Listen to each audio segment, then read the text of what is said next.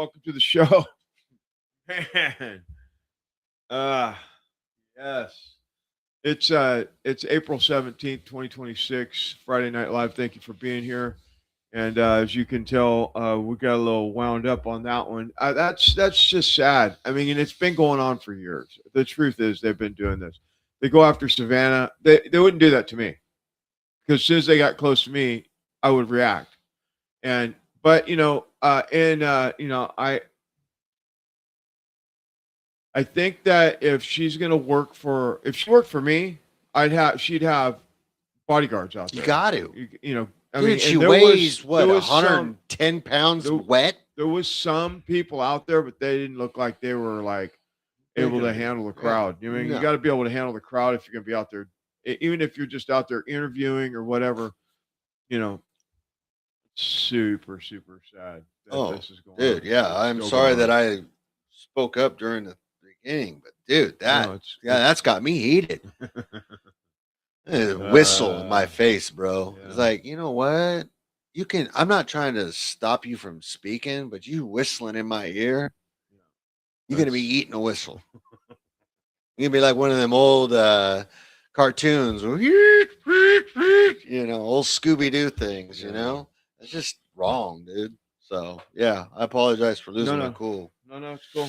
Right now. So our dogs decided to join us tonight, and so she's very much into having us pay attention to her. So we'll do our best to. She's trying to calm me down, bro. She's like, "Hey, what's up, man?" Yeah. All right. So we're here, Friday Night Live. Thank you for being here. Yeah. We have some stuff we're going to get into. As you know, I'm not going to get into the whole back and forth with the war. There's been a temporary ceasefire. Right away, Israel comes out and says, we don't agree to those conditions, and the United States comes out right away and says that, basically tells them that they cannot do any more bombing. So we'll see what happens. We're just going to see what happens. We're not going to report on that. It's such a sad story anyway. And everybody's talking about it, so I'm going to skip it. All right, it's not that important. I mean, it is. What's going on is super important, but we're going to get into the meat and potatoes of what's been going on in our country for the last year. At this point, let's see. It's April. 10 months has been complete downward spiral since June. It's been a down since Elon Musk left the White House. It's been a downward spiral ever since the Epstein files came out. It's been a downward spiral, and it's just getting worse and worse. And, Trump's coming out again for a second time talking about all the top, show hosts or whatever you want to call them. I mean, he doubled down? Huh? He doubled down? He doubled down. Did he really?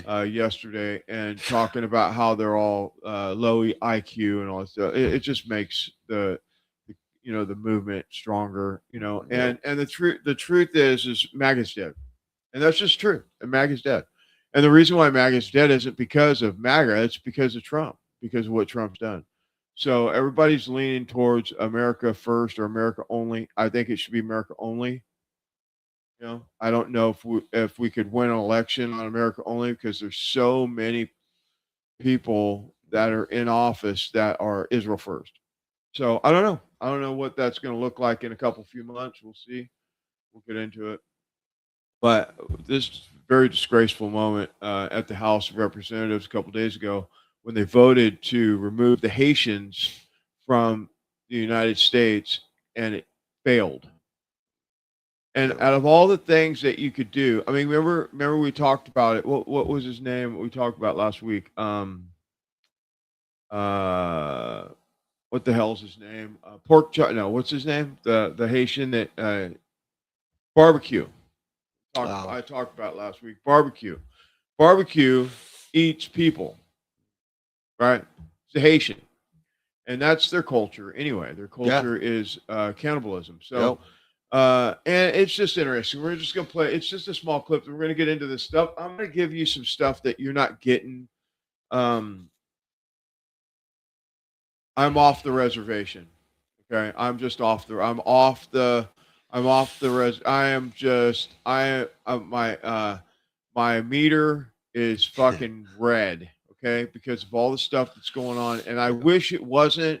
I mean, I was the biggest Trump supporter, the biggest this this whole administration supporter out of probably as much as anybody else, and I am just disgusted with everything that I've seen. And has there been some good things? Yes, a few, and we're going to cover them. A lot of it is just negative, rotten. And it's all self-inflicted. It's all self-inflicted. That's All what's of so it's crazy, self-inflicted. dude. So yeah, so everybody knows who you are. But, Yeah. you know, Yeah. anything John, you wanna man, say hey, about I that appreciate it. Savannah Hernandez. Oh no, dude. Like I said, I saw that and I couldn't keep it in. That dude or that girl blowing a whistle, but that big the guy pushing Savannah. It's like, dude, not even in her face, bro. To push her from the back. That's just yeah. So truth journalism under a growing threat. We should be out there. We should be out there, and I think that we should be out there. That's what I think we should be out there. And I get it. It's a tough thing, but just like Proud Boys was saying, Oath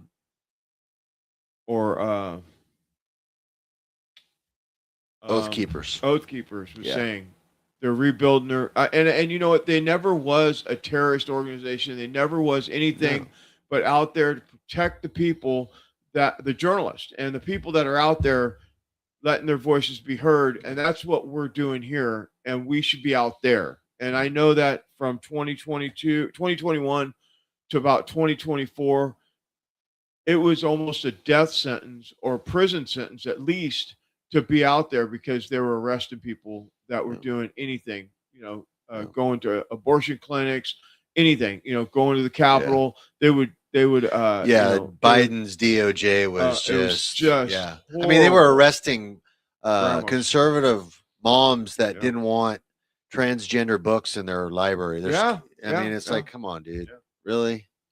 So let's check out. It's just the vote, but I think it's worth looking at the numbers and everything, and it's just sad. Anti-American, dude. And we're going to get into some stuff that is going to be shocking and some good stuff. There's a few good notes here along the way that is going to be worth it. We're going to get into the Tyler Robinson's trial or preliminary hearing that went on today, which is remarkable when you find out what we're going to show you shortly. It's crazy to think that the FBI and the ATF have done absolutely nothing to produce the documents or the videos or the evidence to prove that Tyler Robinson was the shooter, which I'm not speaking for anybody else, speak for myself. I believe that Tyler Robinson was not the shooter and did not kill Charlie Kirk. And I'll say that, period. That's just my take. And I've done the investigation on it. We've been doing it. We've been looking one of three. One of at least three. Yeah. So anyway, stand by.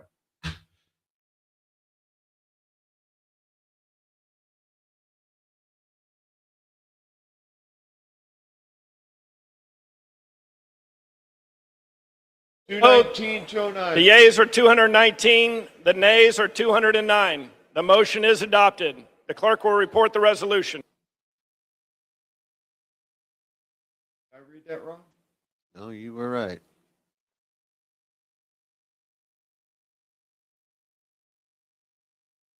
Motion to discharge. On motion to discharge. The yeas are 219. The nays are 209. The motion is adopted. The clerk will report the resolution. Who are the 6 Republicans? That's what I want. I want names. That's great numbers. We names. can find them. Yeah. We can look them up. That's it's public record. Yeah. Maybe I'll do that tomorrow. Blows me away, bro. So they did stop the FISA for 2 weeks. They froze the FISA. They wanted to continue it for 5 more years. The FISA, they did it in the middle of the night. They voted Always. at like midnight or 1 o'clock in the morning, and Boebert and Massey was there, and they voted against it, and it failed. So they got a extension, whatever it is. They'll cover it right now when we play it here in a minute. Let's do that, and then we'll come back. I have a few things on this, and then I want to just explain to everyone the other side of who Scott Bassett might be. But first, let's do it. Let's do this. I have a couple. I have 1, 2, 3, 4. Oh, we're going to do. Let me see how much time is involved here. Let me look at these real quick.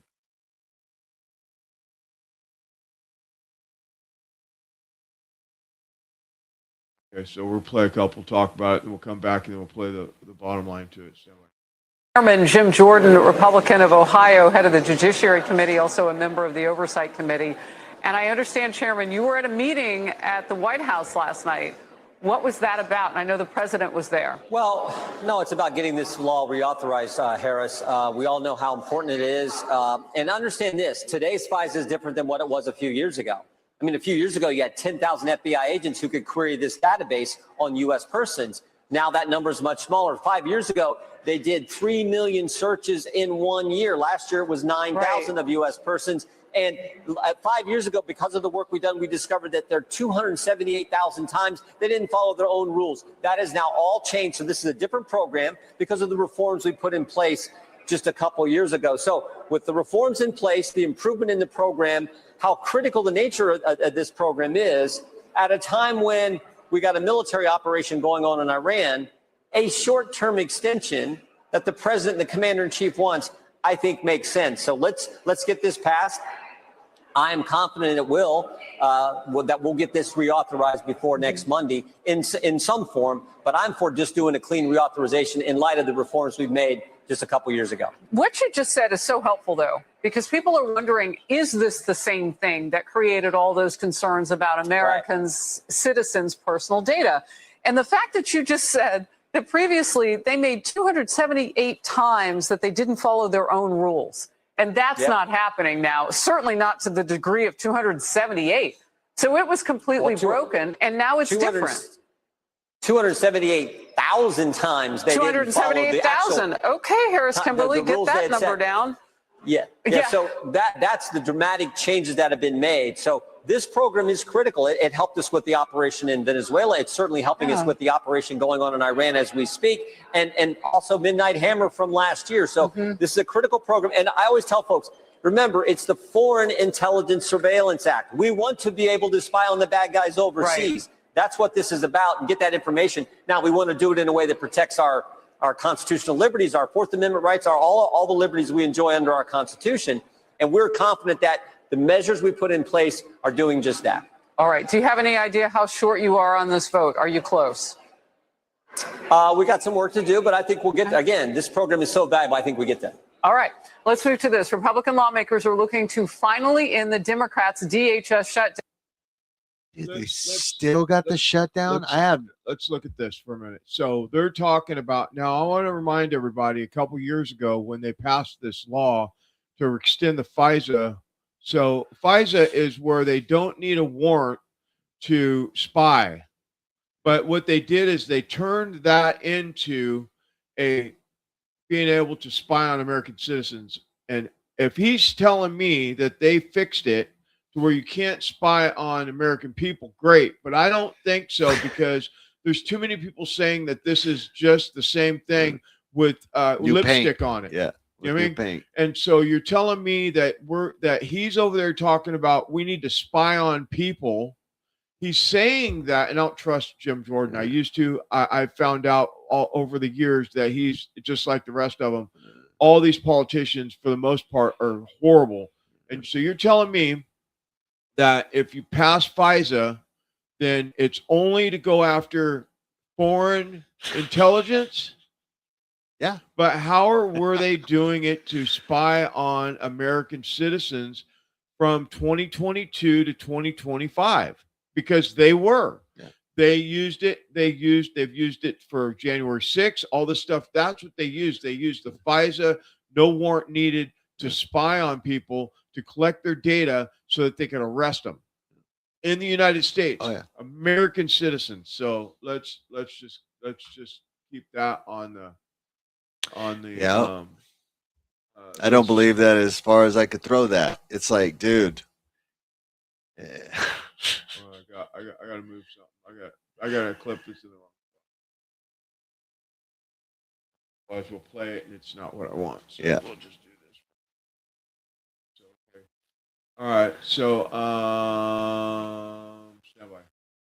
All right, so you guys have successfully blocked the 5-year extension for FISA tonight. You consider this a win? It's a 30-day, when is it? 2 week. 2 week. Okay, even better. All right, and why is it important not to extend FISA? I mean, like, keep in mind, this is what they used to spy on President Trump's campaign. It's a warrantless spying program. Why do you think that they are continuing to try to force this through? It's a deep state. It's a deep state. That's what it does. Here's the briefing that we're never going to get, because they try to bring us into all these classified briefings and tell us how dangerous it is to have warrants to spy on American citizens. The briefing that we're never going to get is, hi, our agency has been given too much power by Congress. We need you to take some of it back. And today I went in the SCIF and saw 2 top secret documents that showed this program is getting worse, not better. Okay, so how does this, I just want to relate this a little bit to like the average American. How could this affect somebody like, your average Kentuckian, the place that you represent? How could FISA being passed again for 5 years? If you get on the government's shit list, bad list, naughty list, regardless of who is in the White House, right? They could put your name in this, find things about you, and then go recreate another evidence trail to discover that. Because they're never going to say they used FISA to find this stuff out about it. And then they go, you get a random stop, traffic stop. Oh, it's Burchett. It's Burchett. Burchett's doing his own proof of life video. Hey! Hey man, they what do you think of in FISA? a Hollywood studio. We really didn't. Burchett's He's got his video going. He's looking for aliens over there.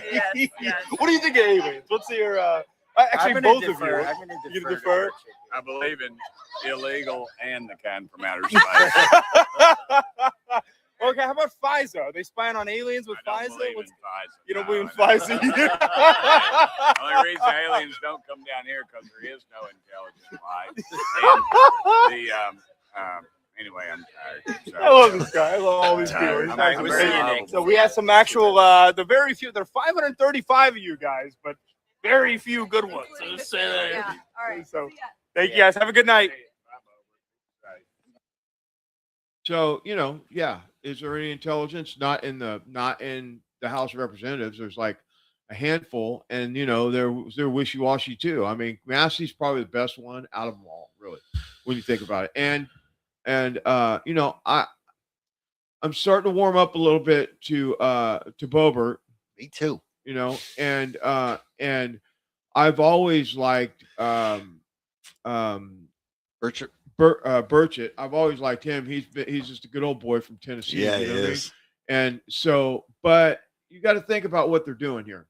They are telling you that the wall is yellow and it's clearly black. Yeah. I mean, it's like they're lying to you, and so you'll pass. They're lying to them, so they'll pass it, so that no matter what president or what administration's in office, they can just do whatever you want. They just, hey, I think we'll go after Inspector Webb today, and we'll find out everything we can find out about And him. then make a And trail whatever to I've get ever that. done. Yeah, that's crazy. Then dude. they make a trail, Yep. and then they, now they got AI, so they make anything Oh, yeah.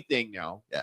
I mean, no, Yeah. that should be removed, and there needs to be something that's specific for other countries. Specific. It has to be straight specific. But what they do is they go, yeah, this is for foreign intelligence. And then, but if we find a reason to, if we think it's possible that, or maybe once upon a time there was, we can spy on American citizens by using this, and then Yep. they say, oh yeah, we got we don't need a warrant for FISA. They get a judge to give you the information, and then they were like, "Oh, we didn't use FISA. We ran across this by doing what's that? FBI uses it. It's shit. What the fuck is it called? Where they come in, they don't have a reason to be there, but then they find some reason to stay. Oh yeah. I can't remember what it's called. Probable cause. Yeah, well, it's not. They have a name for it. They have a name for it. I can't think of what it is right now. But as soon as you know how it happens, it comes to me. Yeah. As I'm going along here. It'll come at the last part of the show. Yeah. No, it's just crazy, dude. It's just wild. So- sell this. It's brand new. It's not the same thing. It's not. No, it doesn't matter, dude. You're still spying. We're gonna blow up a couple people right now. All right, kaboom. All right, so Let's we're do gonna it. Blow up a couple people. All right. And this is why. It's delicate. Okay, this is kind of delicate. Okay, so we'll do it like this. I've seen in the past that Scott Bessent, he's one of the financial advisors for the tariffs, and he works with that fucking pedophile Letnick, and which I haven't seen at all. I haven't seen him anywhere. That's and good. I'm in the media heavy, and I that's haven't good. seen him anywhere. So they got him hidden in the basement somewhere. Good. But Put him back in the closet. yeah, but Bessent was supposed to be this, he used to go in the war room all the time and talk all this great fucking stuff that he's going to do all these great things and all these things are going to happen and all blah, blah, blah, blah, blah. And there's always going to be somebody out there that has a different take, obviously.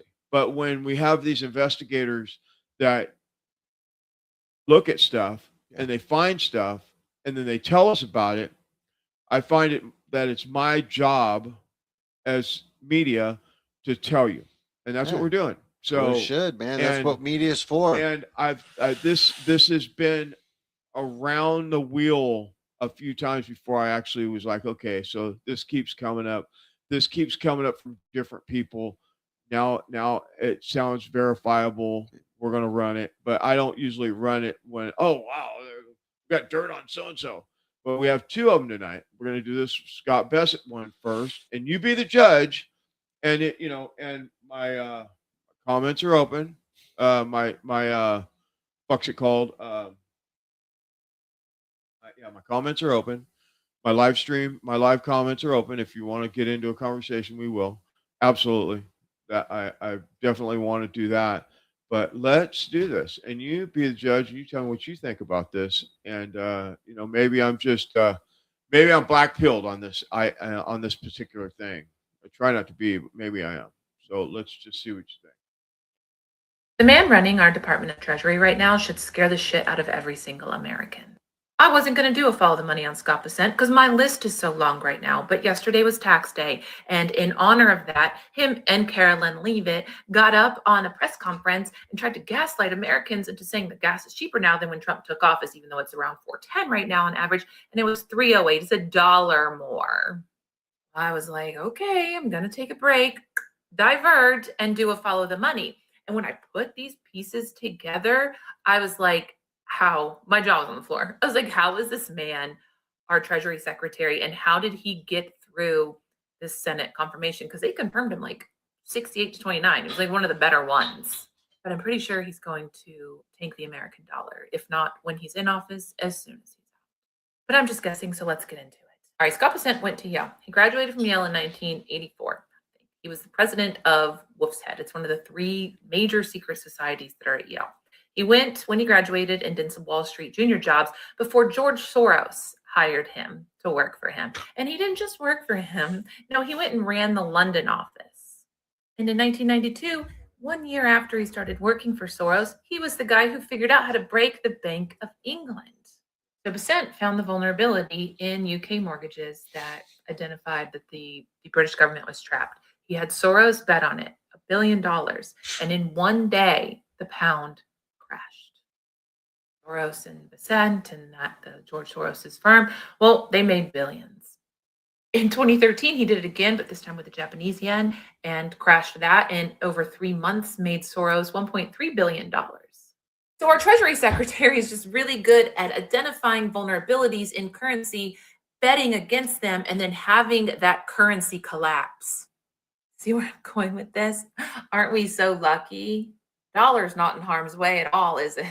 He's also the one that hinted at making Iran's currency crash right before we went in for the war and why everyone was protesting. He did allude to that, which caught my attention, but moving on, there's a lot more. He worked for Soros, left for a few years to start his own management company. It failed. He went back to Soros. And then a few years after that, he was like, okay, I'm going to try again. And Soros gave him $2 billion to start the fund that he had up until right before, we're going to get to this, he became Treasury Secretary. This fund ultimately lost money every single year, except 2024, when Trump got into office, because they made a bunch of bets about Trump getting into office. They lost money every single year prior, took all the $2 billion that Soros gave them and lost it. They were down to like 500 million or something. Then 85% of their investors pulled out right before he became Treasury Secretary. So he isn't good. He loses money, and now he's in charge of our economy. Okay, it's all making sense now. But on top of that, in his fund, while it was losing so much money, he had categorized himself as a limited partner, even though he was CEO, founded it, ran it. He was a limited partner. Then way he could evade $910,000 in Medicare taxes that he should have been paying. Then it went to litigation, and currently it's still there. Currently, he is overseeing, as the Treasury Secretary, his own evasion of taxes case. Make it make sense. Okay, September 2025. Remember that Argentina bailout that we did? It was $40 billion, $20 billion of which we gave them, bailed them out, and $20 billion of which they have to pay back. Well, his friend Citron, I forget his first name, he runs a hedge fund. They worked together at Soros, and they're friends. Well, Citron his firm purchased billions, hundreds of millions of dollars of Argentina bonds and equities right before the bailout. And then a few months later, we bail them out, and he makes tons of money. That's not insider trading, is it? Because Bessent is the one who ran the bailout.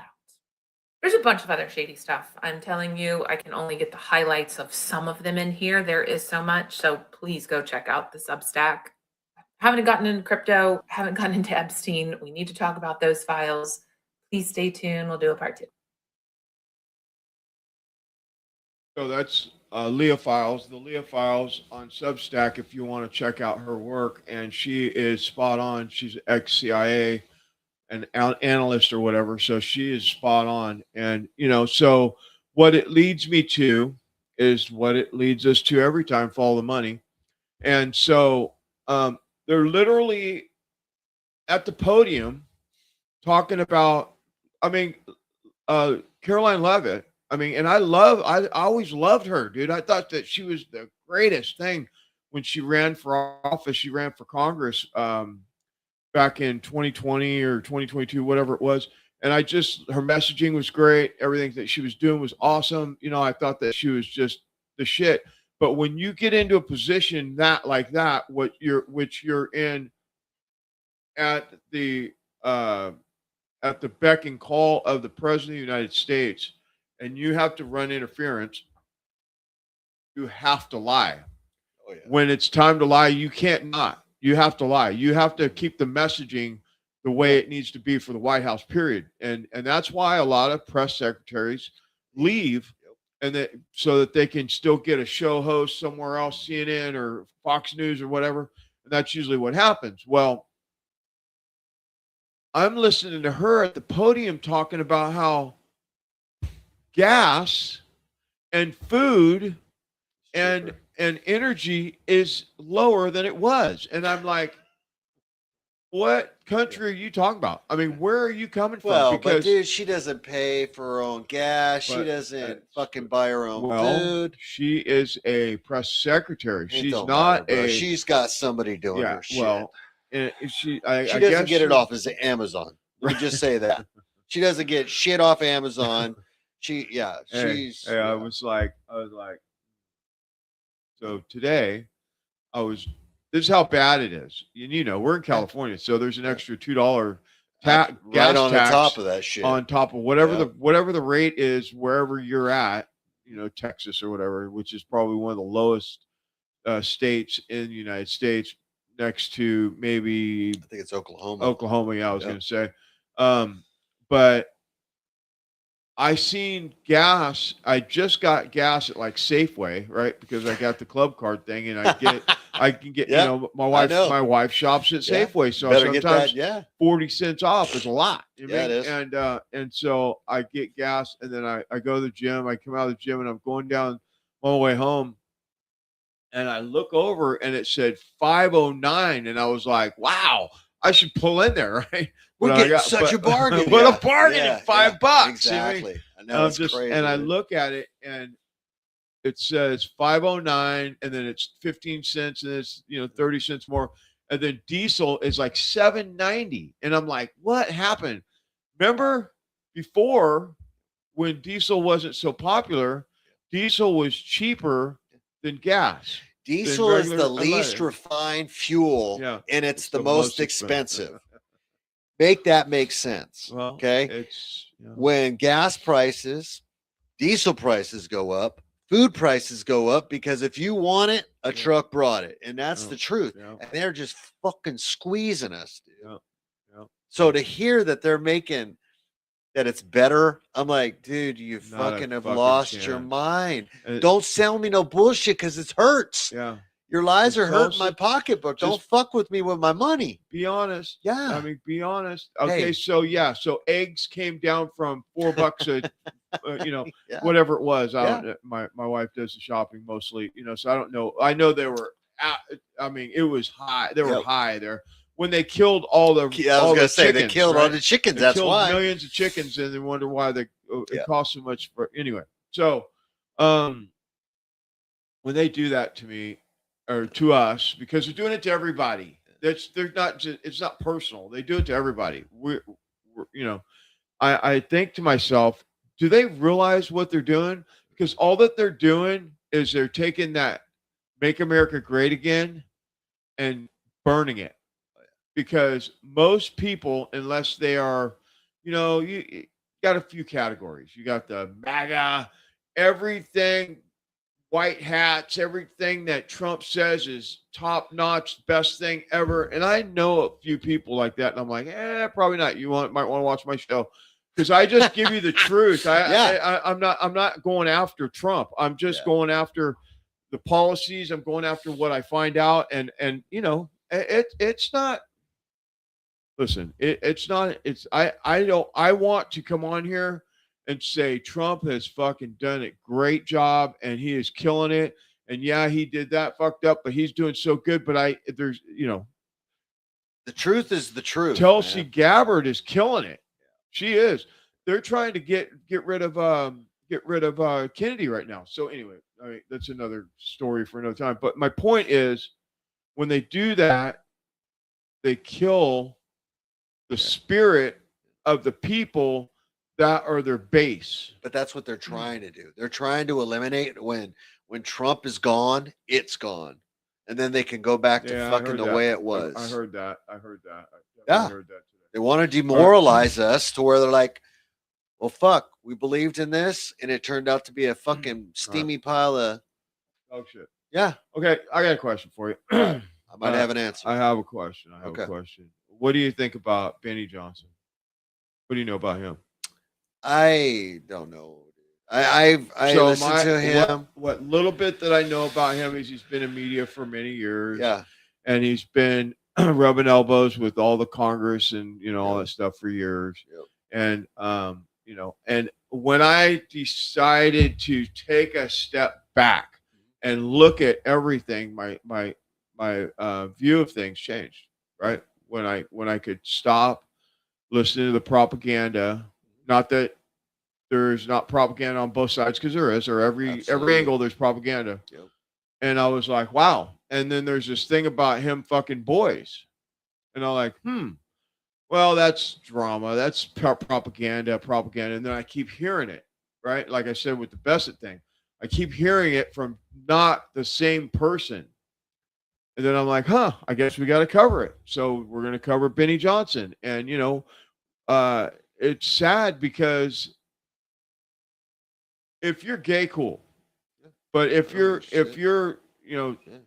selling lies, that ain't cool. I mean, not that it matters if you're gay or not, but what does matter is if you're a voice and you're doing these backroom deals. Yeah, that's what I'm saying. He has been on this wholesome conservative type thing, and if you're not about it, don't fucking act it. Right. You know what I mean? That the is my shit point. is not connecting right. You know what I mean? Stand by. Yes. This is a message for Benny Johnson.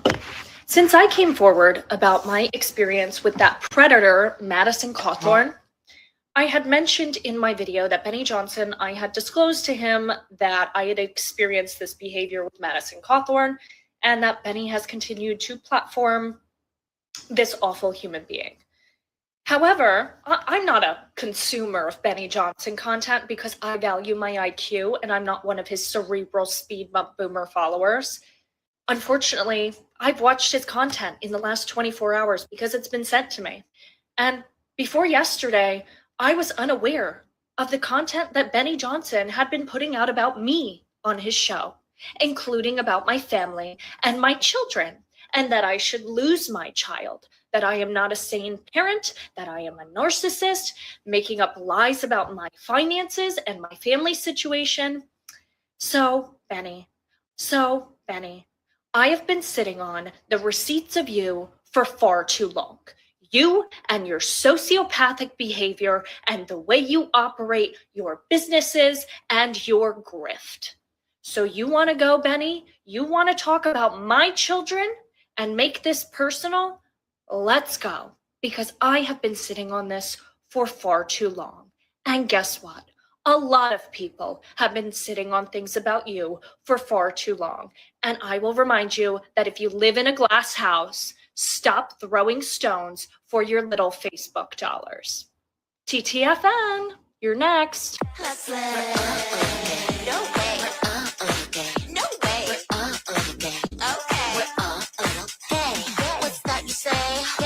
And Benny, I wouldn't even try to retroactively delete anything on Telegram because I backed it all up years ago, many, many moons ago, because I've known you're a piece of shit.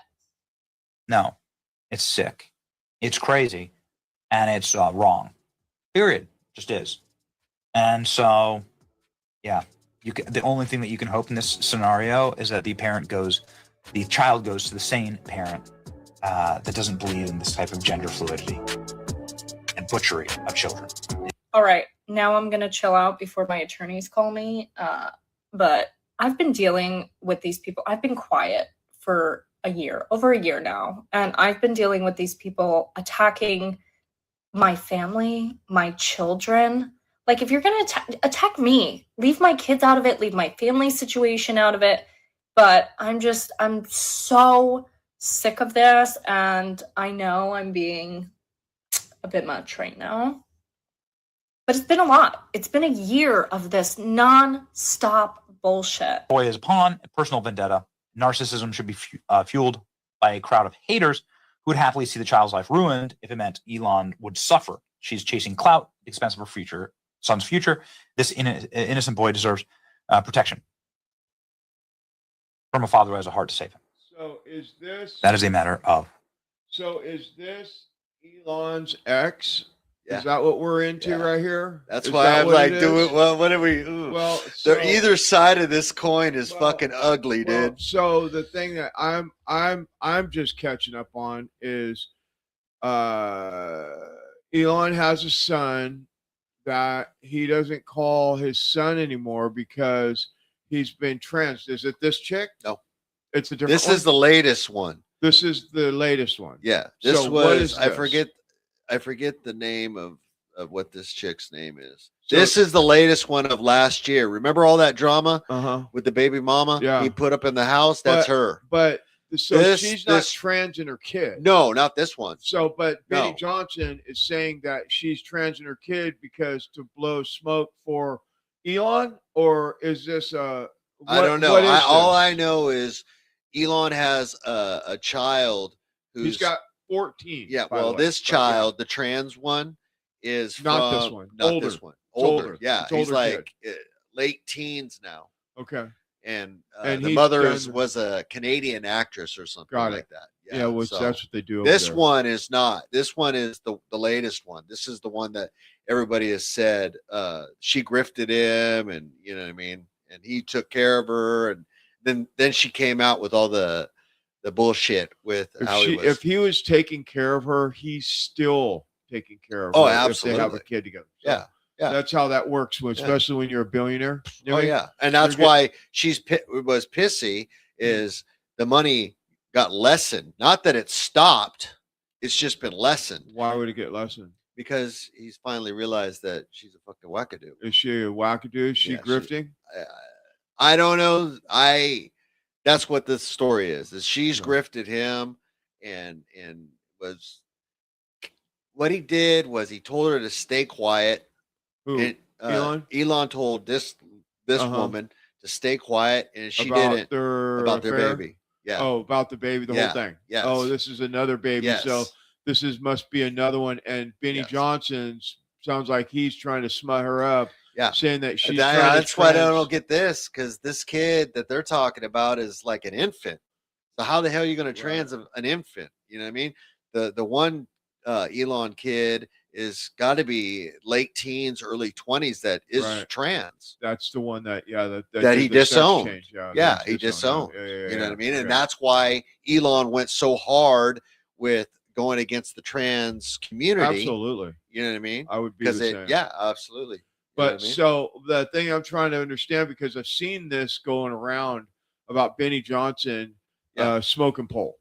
Okay, that's what Yeah. the thing that I seen. Okay, and I didn't put that together that it was Elon's kid. So I read that right now, and I'm like, oh wait, am I misinformed here? No, am I misinformed? It sounds like I'm not misinformed, but I'm a little mixed up with it because now she's probably like most. Yeah, I'm trying to follow it too, and I'm like, well, I mean, is she? You're now going that Elon's kid from another mother is your family? Is that what you're trying to? I don't. You know what I mean? Is that what he's saying? No, that's what I'm trying to think that she's saying, because he's can't be talking about the baby who's an infant. How is an infant supposed to be trans? Let's keep it going. Let's Yeah. finish this out. Pure and total fact. Listen, like So Benjamin Johnson has responded. He said, I am a Christian. As a Christian, I try to live out my faith. It's impossible to always get it right, but this is something I strive for. Jesus says, blessed are the peacemakers, for they will be called the children of God. The internet runs on drama, and it's gotten worse. I try to stay out of it. But the lies are loud, and it's important to state the truth. I don't know why people engage in this trash. It's bad for the soul. But to the people out there that do it, I forgive you. Christ forgave me, so I forgave you. Okay, Benny, you seem a bit confused, so I'll make it real clear why people are engaging in this trash. It's because you said I'm transing my child and that my child should be taken away from me. You're talking about my baby. I'm glad you found Jesus, though, because you're going to fucking need him. Yeah. So that, Now, see if he is now saying that about her child is crazy, because the kid is less than 5 years old. Right. You know, now Elon does have a child or a kid who was a boy who is now Older. a girl. Yes. Older. Yeah. Yes. Yeah. Got And it. I believe old enough to make his own decision. That's why you're here, brother. Yeah. That's why you're Yeah. here to help No, me that out. just trips me out. So, I don't yeah. know why So Benny we're would gonna- even engage we're with gonna, that. We're gonna do a little bit more on this, because now I need to know, because I'm one of them. Like, Yeah. I thought this was about some feud. I didn't know it was Elon's kid, and now I Yeah. remember, because you brought it to me. I remember that drama that was going on with the chick. Yeah. That was, maybe she's connected with somebody in politics or something. Yeah. Her. Yeah. I'm assuming, and Her grift was she was a MAGA okay. MAGA chick, Yeah. right? And that was her grift, and now she's not MAGA. Well, you know what I mean? She's probably not MAGA because MAGA Yeah. is dead. Dead. But I mean, back then, a year ago, it's about a year, maybe 2, that all this went down. The same time that Elon was in there doing the Doge, Yeah, that was this shit was happening with this chick. So that was the other So side it's pretty of it. interesting how that went like that because I did the Scott Bessett. Yeah. You know what happened, right? I told you what happened. Scott Bessett and Elon got into a Yeah, beef fist fight. Yeah. And Scott Bessett punched Elon in the he had a black eye just before he left the administration. And you know that was hush hush, don't talk about it. And nobody would talk about it, but you're like, come on, dude. I mean, you just got through saying that they got in a fucking fight in the hallway, and now In the White Elon's House. got Yeah. in the White House, and now Elon's got a black eye. Come on, like, come on. I mean, but that's how, and it's a prime example of what they do with all this. Yeah. They fucking sweep everything under the dude. rug. Everything. And what they should have done, now that I'm looking at it, is they should have fucking kicked his fucking ass out and kept Elon there because Elon was making strides. But see, And that's that. Now it makes sense. All the shit that Elon was doing got reversed, and Because it was affecting this guy. His Fucking with money. his. Yes. Now it's like I said, now the fucking ping, the little light bulb on And top of my that's- head. and Yeah. Now it makes sense. Now, and then the other part about it is this: Scott Bessett has got this hustle going. You know that Letnick had his kids for the tariffs. They did what's that, Polymarket or whatever, one of those, like Polymarket, put a bunch of money on the fact that it would not stand, and they made billions of fucking dollars off of the failure That of that the it would, tariffs. that the Supreme Court would And go against it. Yeah. That's these motherfuckers. Yeah. I Oh, mean, yeah. so these motherfuckers are slimy snakes. They're the ones that make the fucking problem and then come in with the fucking solution. Yeah, when it's they've like had it. it's like The fuck? losing your money, and they steal your money to help you look for it. Yeah, I like that. Got it. Yeah. All right. Okay, so we're But yeah, that's Elon's new baby mama. Well, I don't know. Maybe it has been 18 months. He might have a new baby mama. But this is, I was like, wait a minute. Why was Benny Johnson talking about a fucking infant, dude? That's weird, dude. Yeah. So now it makes sense. Now Yeah. we're gonna dig into that because Okay. I have all that. Because I didn't just pull her off and run. I did a bunch of stuff, and I guess I misunderstood because I was putting it to the part, and I have another clip. So I didn't pull it apparently, but it's about Benny Johnson's wife being in the hallway or in the hotel downstairs crying that Benny Johnson is in the room with a bunch of boys. I didn't pull it. Now I fucking wish I would have because you got to pick and choose what you're gonna do. Okay, absolutely. We're gonna move on. All right. Guess what I got? I got All right, another Benny moving on. Johnson clip. This is a little different though. We're talking about FISA. Did I play that FISA one? No. Yeah, we did. We did. I'm a little in the 8 ball here. Let me see. John Solomon was on Benny Johnson because I don't know how this works. One grifter to another. John Solomon, just the news. Yeah. Okay. And depending on who you're talking to or listening to, or they have different views of these people. Like he gets all the stories from the FBI, from the White House, so he's getting all this.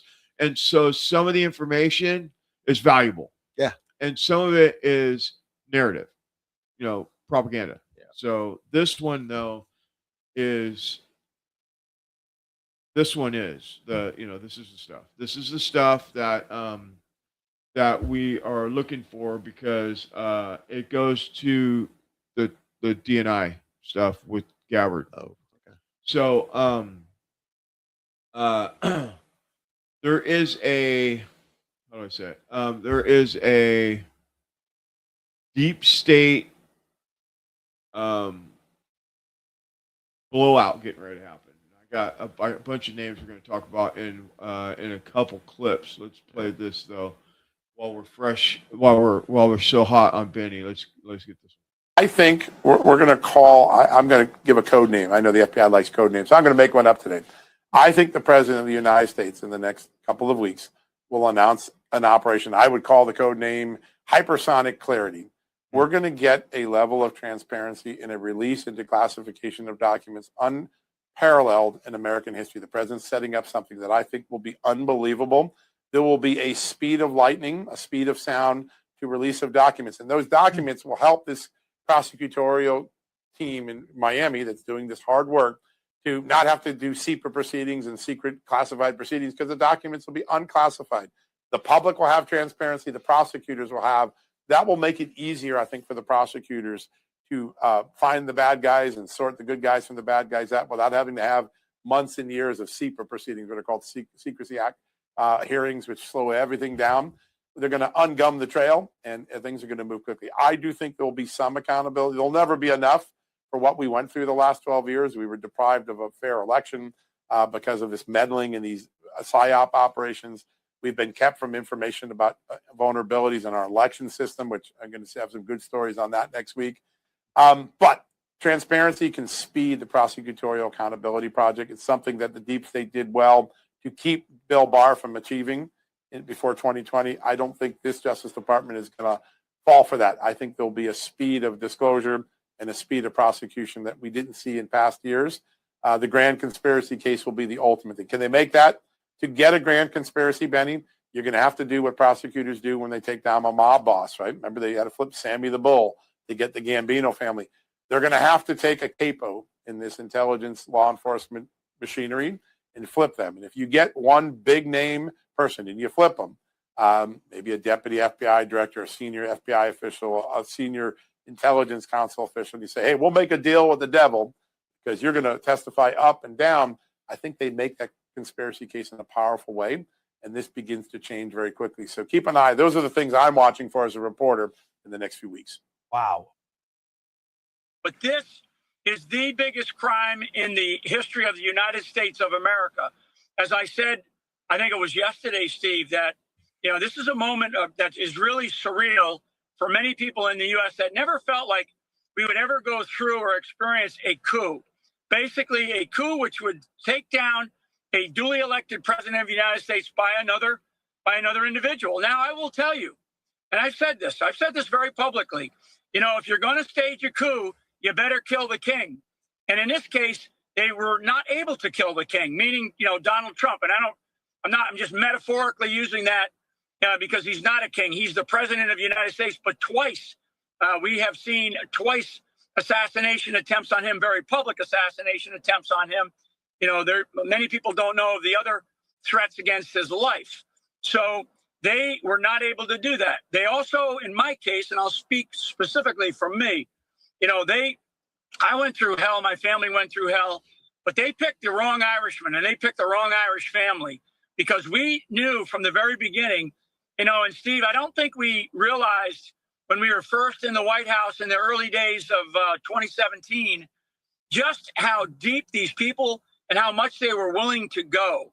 And now what we're learning, and I've known this, I've just written just published a book on it called Pardon of Innocence, because Trump had to use his pardon power to pardon an innocent man. Most people think I spent time in jail and was convicted. And, my case was dismissed because of egregious government misconduct. So we now, do I feel vindicated? I will feel vindicated when I see Barack Obama get, have Amen. Handcuffs on, being escorted from his house and being brought into jail. I would say right now, if I were in the Department of Justice, or if I was in the White House, I would demand that the Attorney General immediately take away the passports from these individuals who we know have already been named. And there's some others that have not been named yet. Take away the passports. Do not allow them to leave this country, because I guarantee they're waking up, this morning saying, where can I go? We got to get the hell out of here, because they committed a massive, massive conspiracy to undermine and overthrow the United States of America, the United States government, the president of the United States, and the presidency. And they left a wake in their path that is unprecedented, as Jack, as Pozo just highlighted. I mean, This is so bad. And anyway, what I want to do is I want people to understand that, look, I'm not giving up. We have got now to seek justice. And our rule of law system, Steve, has got to kick in. No. We're on a three-prong attack here against the Murdochs on the civil charges, to release everything about the Epstein situation. And most importantly now is to get to the bottom of this, because the Epstein thing will fit into this with the intelligence services. Yeah, so that's the start of something here we're going to get into here in a second. So they're talking about Obama. That's a pipe dream, dude. They're not going to. Pipe dream. Adam Schiff, Andrew McCabe, Peter Strzok, Peter D. Lisa. This is Peter did Lisa. Lisa did Peter. Yeah, that's Peter Rod Strzok. Rosenstein, Sally Yates, Bruce Hoare, Nellie Hoare. They got these names pretty. Loretta Lynch, Valerie Jarrett, Ben Rhodes, John Carlin, Mary McCord, James Baker, John Moffa, Michael Corton, all of them are here. These are all the people that are under investigation, and the list is long. Sidney Blumenthal, Terry Mills, Cheryl Wiseman. I mean, Peter Kuzak. I mean, there's names on here. I mean, there's a bunch of names. Mark Ellis, Perkins Coie, CrowdStrike. I mean, there's people. There's a whole bunch of people. It's a very long list of people that are. I don't know if it's indictments or if it's. Well, let's listen to what she has to say. This is a longer clip, but I didn't want to chop it up. I'm just gonna play the whole thing. It's Tulsi Gabbard talking about, and we've covered this a lot, where she's talking about Obama was the ringleader that was had these courts. He gave the okay, dude. He gave the okay, and they used FISA to spy on a sitting president, and they made up the Russia hoax and all this stuff. The whole thing is being played out right in front of us right now, and it's major. And this is the thing. They almost got her. They almost got her out of office because he was going to fire her 2 weeks ago or 3 weeks ago. And it was only because of Roger Stone that he went in there and like, hey, this is not the right move. This is a good one. This is the one that's been on your team and helped you through all this. And so let's listen to what Gabbard has to say on this news report. Documents that we released really pointed to the fact that the 2019 impeachment occurred because there were members of the intelligence community working directly with House Democrats, specifically Adam Schiff, who's on the House Intelligence Committee at the time, concocting this narrative, weaponizing the whistleblower process, lying and abusing their power, all to create this manufactured basis that Nancy Pelosi then used to drive this impeachment against Donald Trump in 2019. I'll hit the high points on these documents. There are details and hundreds of pages of transcripts that we released in conjunction with House Intel Chairman Rick Crawford. But the bottom line is this. Number one, the whistleblower, so-called whistleblower who came forward, presented no evidence and no firsthand knowledge. This is a person who had heard about a conversation that President Trump had with Zelensky, then went straight to Adam Schiff on the House Intelligence Committee. And this is where they came up with this false narrative. And this so-called whistleblower then went and filed a complaint with the intelligence community Inspector General.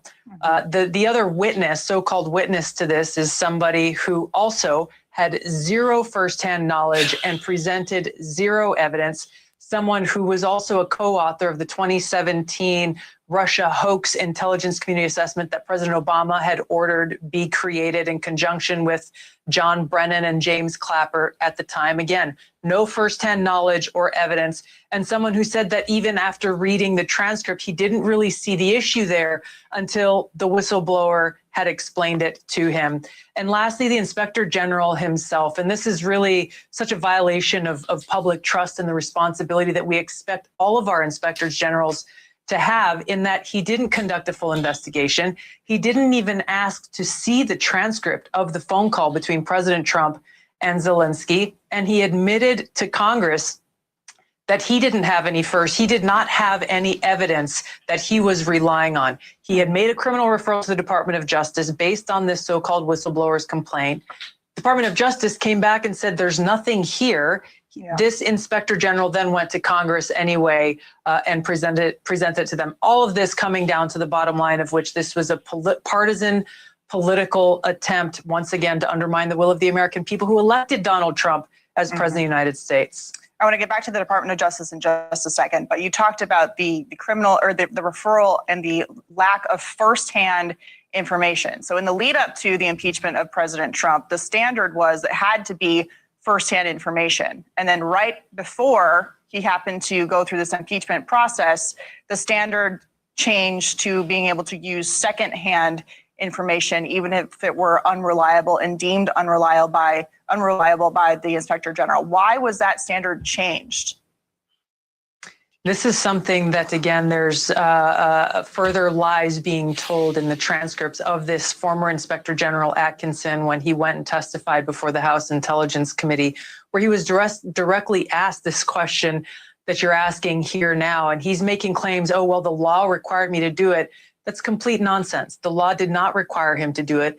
The responsibility is with the Inspector General to deem whether or not a complaint is credible and whether or not it is urgent. How do you find a complaint to be credible when there is zero evidence provided and there is zero firsthand knowledge provided, not only by the whistleblower, by any witness in this case, and when the Inspector General himself did not even request to see the documents that these individuals are referencing in their false accusations? And so it was obviously, to me, part of this plot to change the standard, which the Inspector General did, from requiring that there be either evidence or firsthand knowledge presented in order to determine whether or not a complaint is credible, to merely allowing for hearsay and nothing else. This fed into this manufactured narrative. Is it ever appropriate for politicians to be working with the intelligence community behind the scenes on an impeachment probe? No, and this is why the fact that the so-called whistleblower, instead of going directly to the Inspector General and filing a complaint, the fact that this whistleblower went directly to the House Intelligence Committee and Adam Schiff specifically and his team really points to the politicization of intelligence and the intelligence community. And again, the whistleblower process, which is really egregious because it is the channel for those to come and report complaints about things like politicized intelligence and the tactics of the deep state being deployed. Well, and then let's not forget that Adam Schiff repeatedly lied about having any contact ahead of time with this so-called whistleblower after the standards were changed so that they could move forward with this in a political fashion right ahead of an election year. But regarding accountability, today your office sent criminal referrals to the Department of Justice related to your findings in this case. Can you talk to us about why you decided to do that and which laws you believe were broken? It's important to push for accountability. First step is exposing the truth to the American people. That is a huge step towards accountability, because the more we shine a light on the truth of these deep state tactics to undermine our republic and the will of the American people, the more likely it is that we have hope for change. Accountability can come after the presentation of the truth, and in this case, documents that had not been released publicly before. I'm leaving it up to the lawyers in the Department of Justice to take a look at this and to determine the specific legal parameters. But it was important for us to refer this along with all of the information that we have so that the Department of Justice can do exactly that and investigate it. Director Gabbard, President Trump has tasked you with ridding the intelligence community of political influence of weaponization. What is the status of that? And what is your message to those who say that you're coming out with this report as a distraction, there isn't really a political issue happening within the intelligence community, and that you're just using it as a way to get at Democrats in an election year? Why is this important? You know, those who often respond with those kinds of diatribes and kind of a lack of substantive response to the real issue at hand really point to the fact that what we are exposing to the American people has such huge consequences. And it really points to usually the critics, Democrat critics' culpability in this, both those who were involved and those who knew about it. The time is always right to expose the truth. We know that the deep state rot within the intelligence community has existed for a very long time, and it is very deep.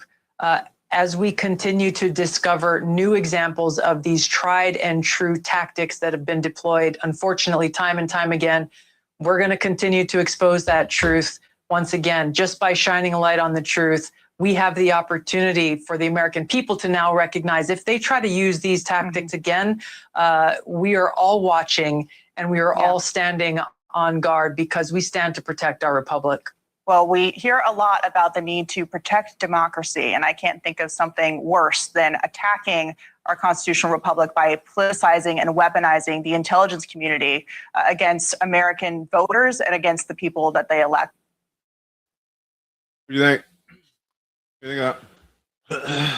I applaud honest assessment. I applaud that she's doing this. I mean, she sounds presidential, dude.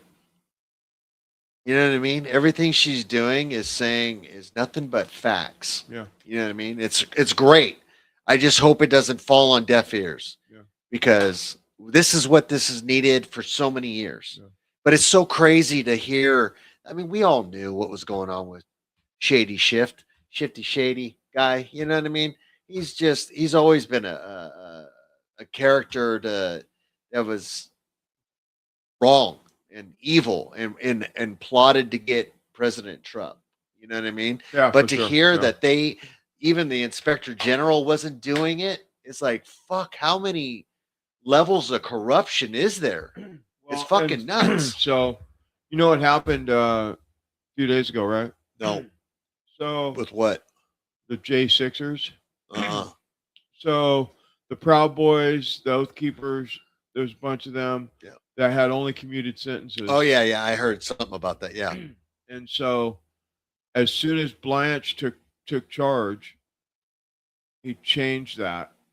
And I don't know where it's at. I was under the impression that it was that they got dismissed or it's up for dismissal.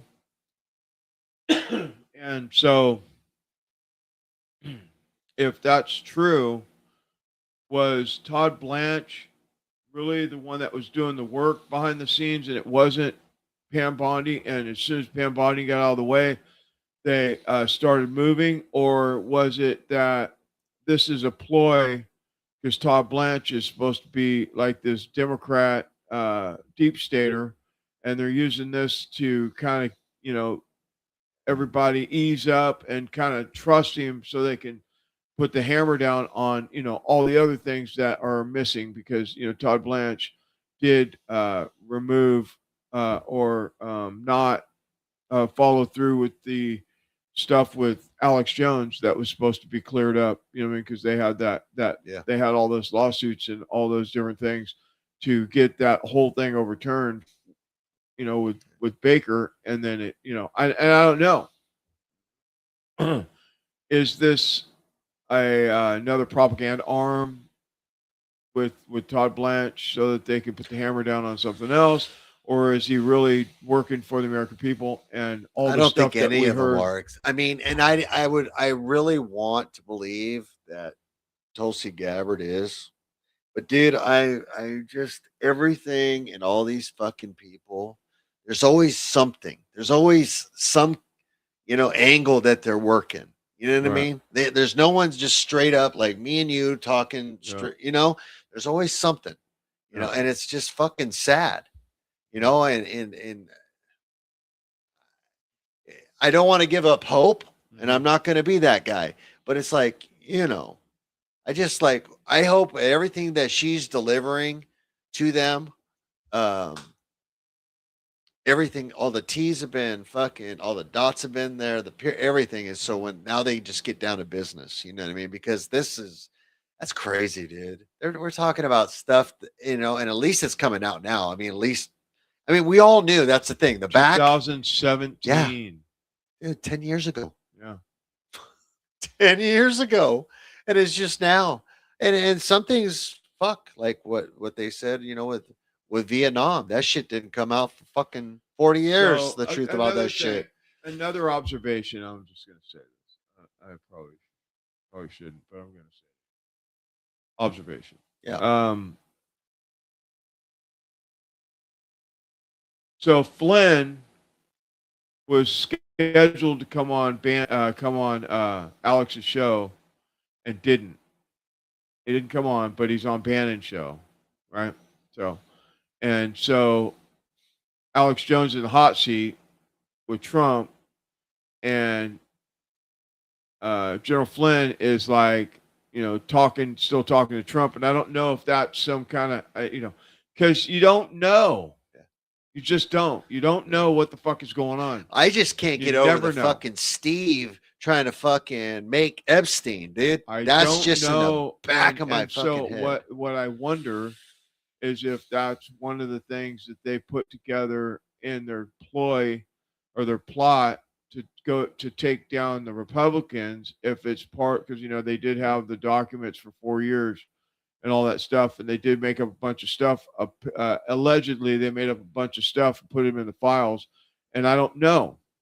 And I know that the producer was talking to Bannon in those emails about that, but the other stuff that they're saying that he was involved in with Epstein, I don't know, and he hasn't said nothing about it that I know of. I don't. Well, see, that's Bannon's the whole thing. motto is don't talk about it. They muddy the water, so everything is fucking. Because I haven't went hard on Bannon, and the reason why I haven't is because I don't have verified.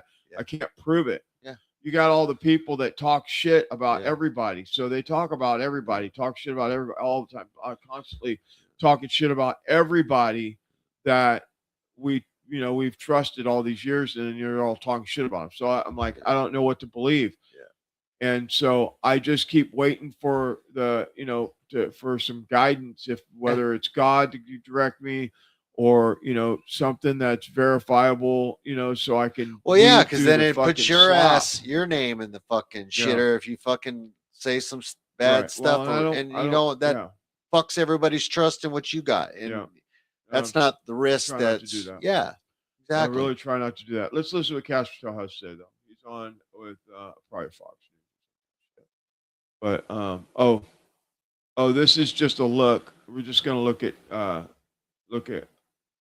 why does that say 7 seconds? That don't look right. Let's see what happens.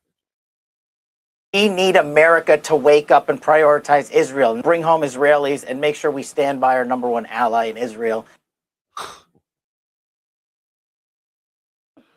Hold on now. When the fuck was that? Say? He said, fucking, let me gobble up fucking Israel's. Hold on. We need America to wake up and prioritize Israel and bring home Israelis and make sure we stand by our number one ally in Israel. That's got to be AI. One more time. We need America to wake up and prioritize Israel and bring home Israelis and make sure we stand by our number one ally in Israel. Nah, that's propaganda. That's not real. Nobody. It should shake every single American in their shoes. I hate to say this, but President Barack Obama, there is now incontrovertible evidence that he was the spearhead of a seditious conspiracy to subvert the will of the American people and overthrow the United States government back in 2016. We must, absolutely must, hold every one of these criminals accountable for the crimes that they committed. They are the most heinous crimes committed in American history. James Comey, John Brennan, Clapper, Rice, Biden was in the meeting in July 28th in the Oval Office. They briefed Barack Obama on Hillary Clinton's plan to, quote, tie Trump to Russia collusion lies. It consumed our national discourse for 5 years. It undermined a sitting duly elected president. It sabotaged administration. It framed a three-star general. It destroyed and ripped this country apart. We had a constitutional crisis, the likes of which I don't think any American can fully comprehend. It is atrocious, and every single one of them must be held accountable. Yeah, and of course, It's great. If in a perfect world they would do that Right now. Yeah. Yeah, in a perfect world, that would be the thing. Now, I just wanted to wrap. That was part of that. Yeah. That I was supposed to play right after that, but I was looking at this clip, and it's got to be AI. I'm gonna have to run it through my thing and see if it's AI, because that thing with Cash Patel, the lips aren't matching the words. Don't match. Yeah. So let's not take that. But I don't. But I wouldn't doubt it. That's what I was gonna say. That's what's so fucked up. I wouldn't doubt it. Peace through strength. Let's yes. help Israel. Yes. Right? Israel. How did you say that? Israel. Israel. Israel. All right. So Trump was on Bartaroma on Sunday, or whenever it was. I don't know what day it was that he was on, but he started doing a media tours and in person. So it's probably last Sunday. Talking about the Supreme Court. You caught that when I was cutting it. Yeah. About the Supreme Court, and if any of these justices retire, they'll get another chance. They'll get another chance to put some But more dude, in there. his But the choices are Democrats don't- fucking shit. The Democrats don't retire. They fall over in their chair. Yeah. They die in the chair, Exactly. and then they scoop them up, Yeah. put them in a box, and put somebody else in there. Yeah. So let's just listen to what this is probably. So I'm going to say this because people are probably like, what the fuck, where are you at? Are you on the Trump train or you're not? No, I'm giving you it straight. I'm just going to, if it's good, it's good. If it's bad, it's bad. I'm not wavering from that. And if Trump's fucking shit up, I'm going to be the first one to tell you. And if he's doing good shit, I'm going to be the first one to tell you. And if I think it stinks, we're going to smell it. And that's just what we're going to do. I mean, I'm just going to do that regardless of whatever it is. And that whole thing, Everybody's got to to respect that, dude. That's what I'm saying. Well, you would hope, but and if they don't, fuck them. Yeah. That's fuck them. Yep. Stand by. It's probably not easy to give up for people. They reach a certain age. Ginsburg could not do it, and she really hurt herself within the Democrat Party. People are very angry at her because I got to appoint people instead of Biden. so you don't know if you're going to be naming, putting another nomination forward. Okay, Mr. President, you've got a big It's meeting. possible, in theory, it's 2 or 3. They tell me if you just read statistics, it could be 2, could be 3, could be 1. I don't know. I'm prepared to do it, but when you mention Alito, he is a great justice.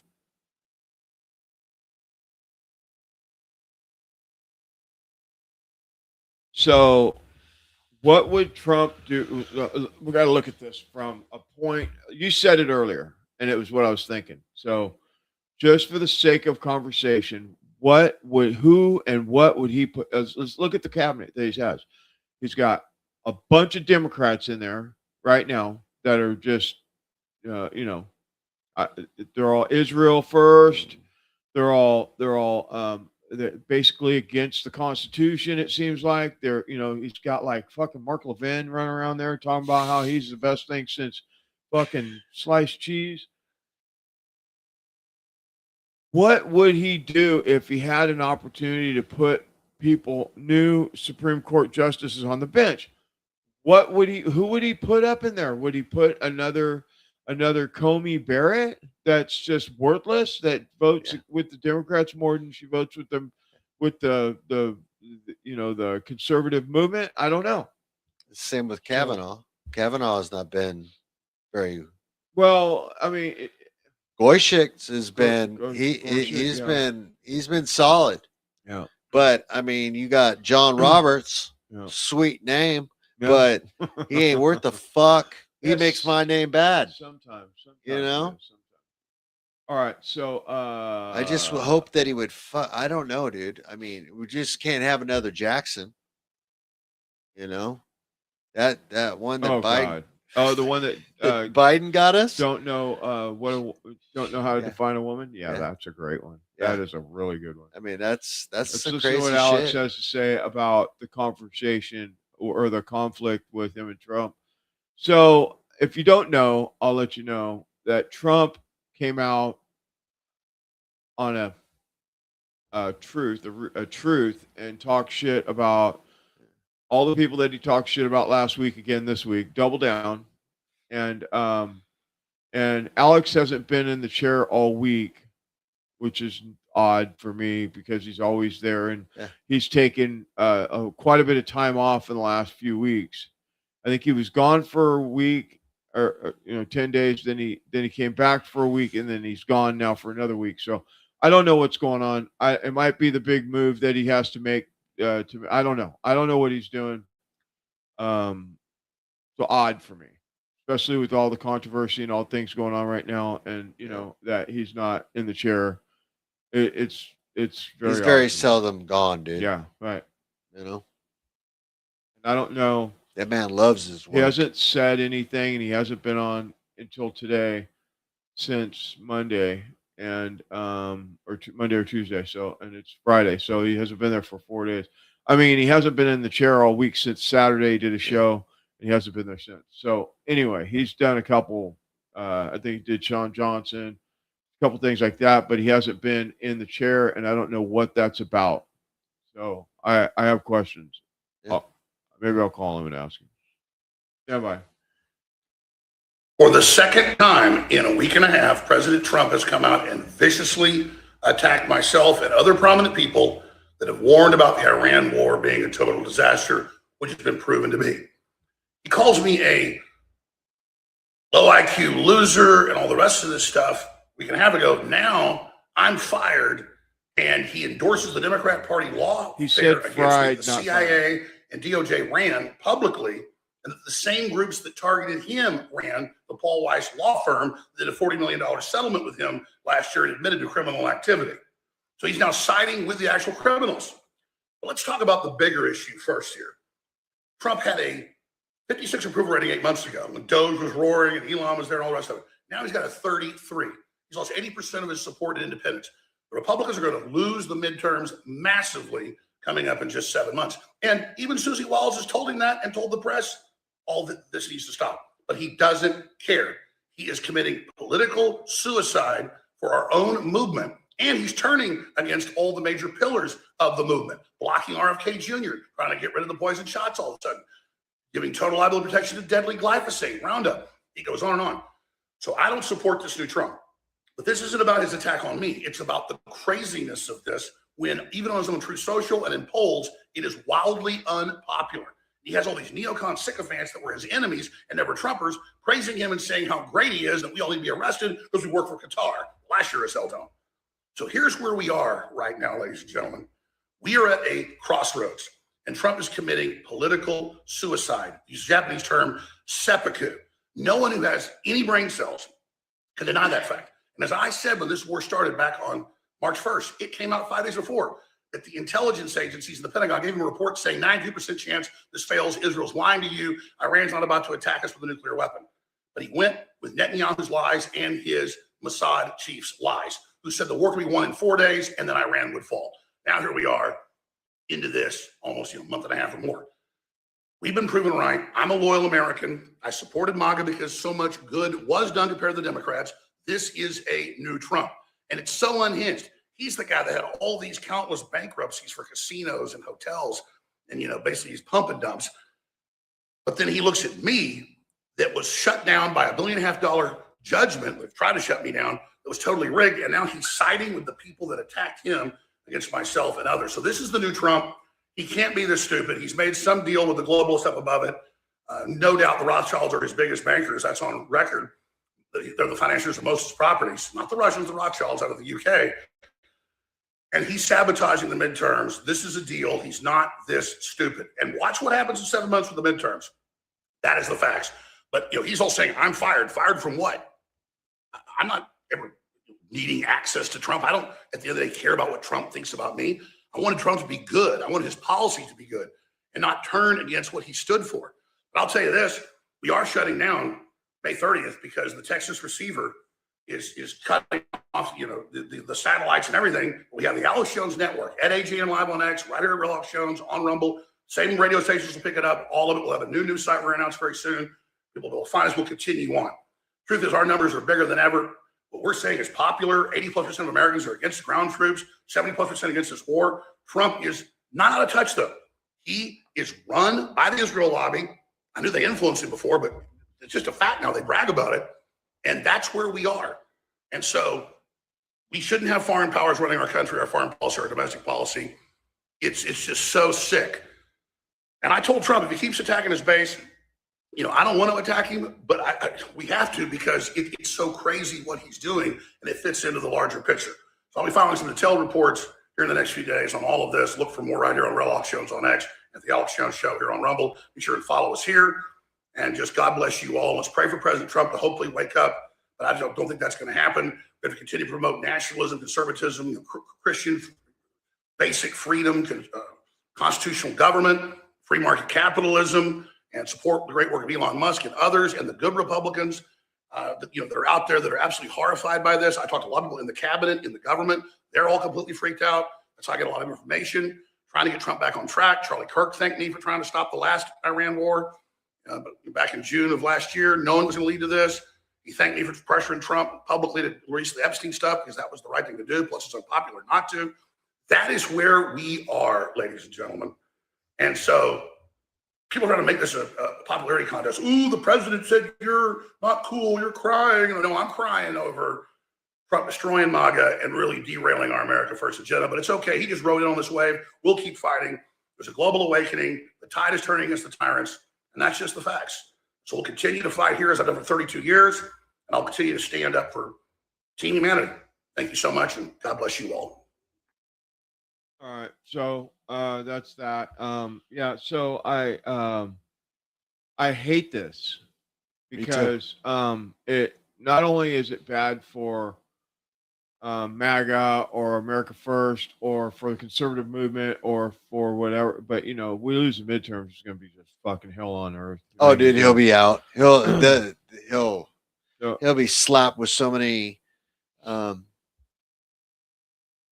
anyway, I wanted to make sure and cover that, just because he comes out and he says a bunch of shit about the Candace and all that shit again.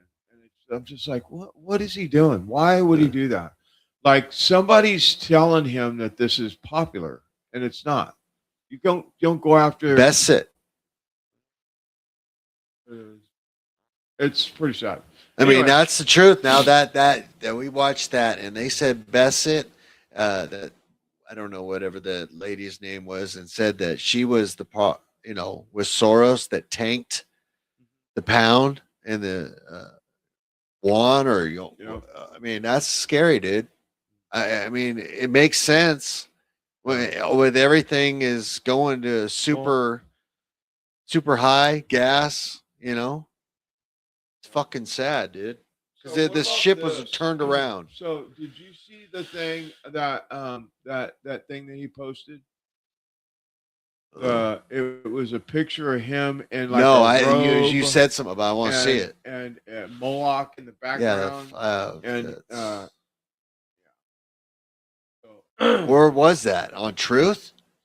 Yeah, he took it down. Oh, he took it down. He took it down. Of course it's circulating, but it got pulled. But I have a couple here. We're going to cover this, what it is and what it looks like. Where's that? Right there. We're going to cover this. Let's just cover this whole thing. And then we're going to get into Charlie Kirk stuff. But let's cover this. Hold on. I thought this was just supposed to be like a funny meme Trump was trying to do, like, haha, I'm Jesus, you know, just Trump being Trump. But now I'm learning it might be quite a bit darker than that. Now, the image on the left of your screen is the original image. The one on the right is the one the president sent out, and you'll notice that it's been changed. And the American soldier over the president's head, the president as Jesus's head, has been changed and is now, if you look very carefully, a demon. Some kind of winged creature of hell. That's crazy. He changed the original AI photo to include that demon angel. Is that Ball? That's Ball. And let's not forget that the Rothschilds founded Israel in 1948. He was one of the founders of the Red Cross in 1867. So I just found it interesting that Donald Trump would say, I thought I was a doctor working for the Red Cross. By the way, we support them. I did post it, and I thought it was me as a doctor and had to do with Red Cross as a Red Cross worker there, which we support. I was like, are you signaling to the Rothschilds that like, hey, boss, like we've got your organization covered? I feel like people would be shocked.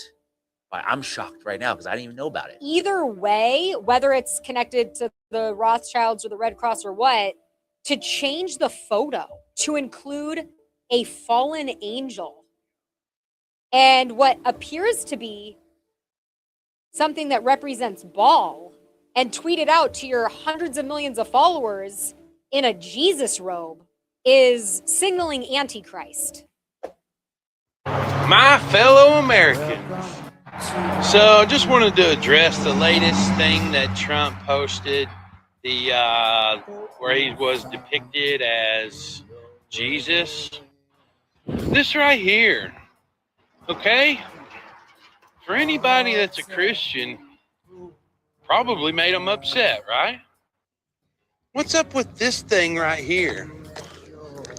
I'm pretty sure this is what he posted, but if you look at an older post, you see that it's just a regular soldier, just like the other guys.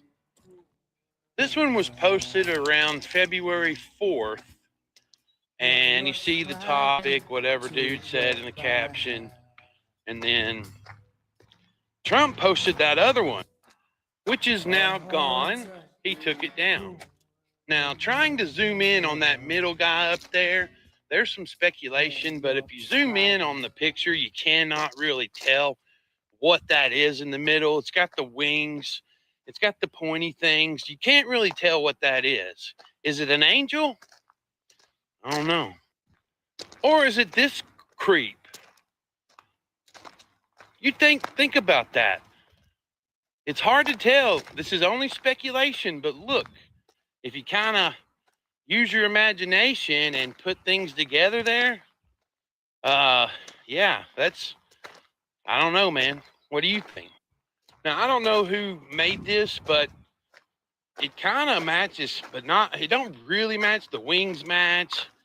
The horns are a little different from the original picture that I showed, but man, can you imagine if this dude posted this and this was the one in the middle? To be fair, you can zoom in, but it's blurry. You cannot tell what this is. So whoever made that other one is somewhat speculating, but you see how the horns are not curled like the other picture? Like, what are they doing? What in the world is he doing? My guess is he's pissed off every other MAGA supporter, and he's going after the Christians now. He just wants everybody to be mad at him. And why is that? You ever read Daniel?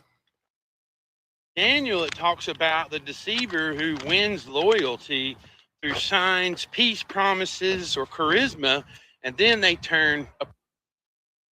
Then he will persecute saints, demanding worship and breaking covenants. The covenant with many in Daniel 9:27 that gets broken. Half of America feels they've been deceived, huh? Through sway and peace talks, no more wars. Kind of matching up a little bit, huh? I used to think the Antichrist was somebody else. Man, I don't know. I got to go by the good word. Seems like our fellow Christians spoke up about this. and rightfully so. That is a massive group of people.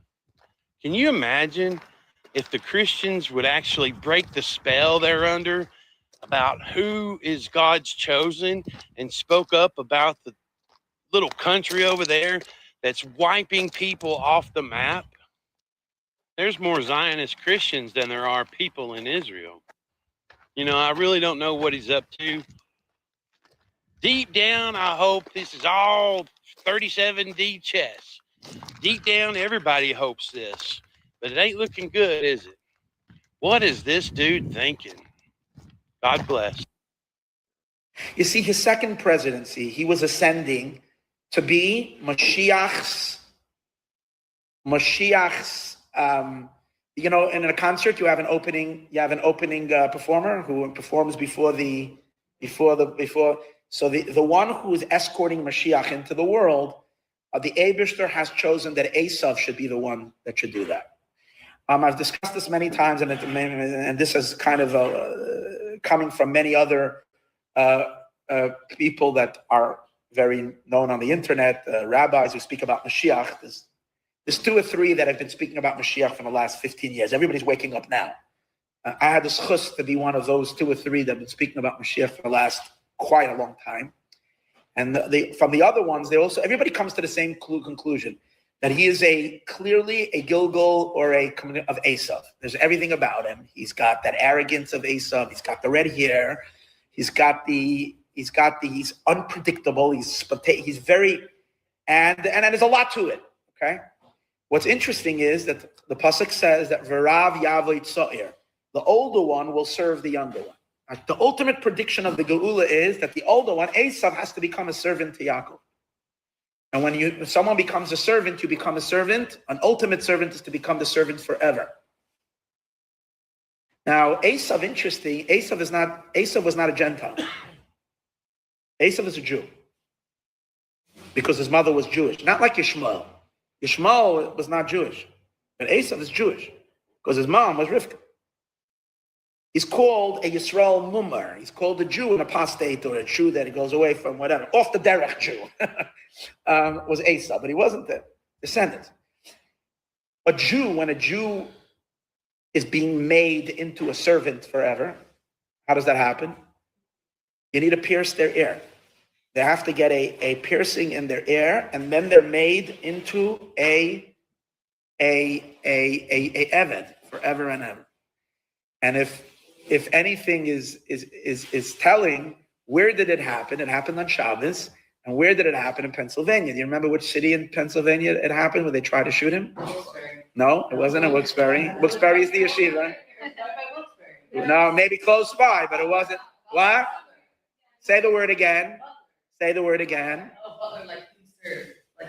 A butler is the chief servant, is a butler.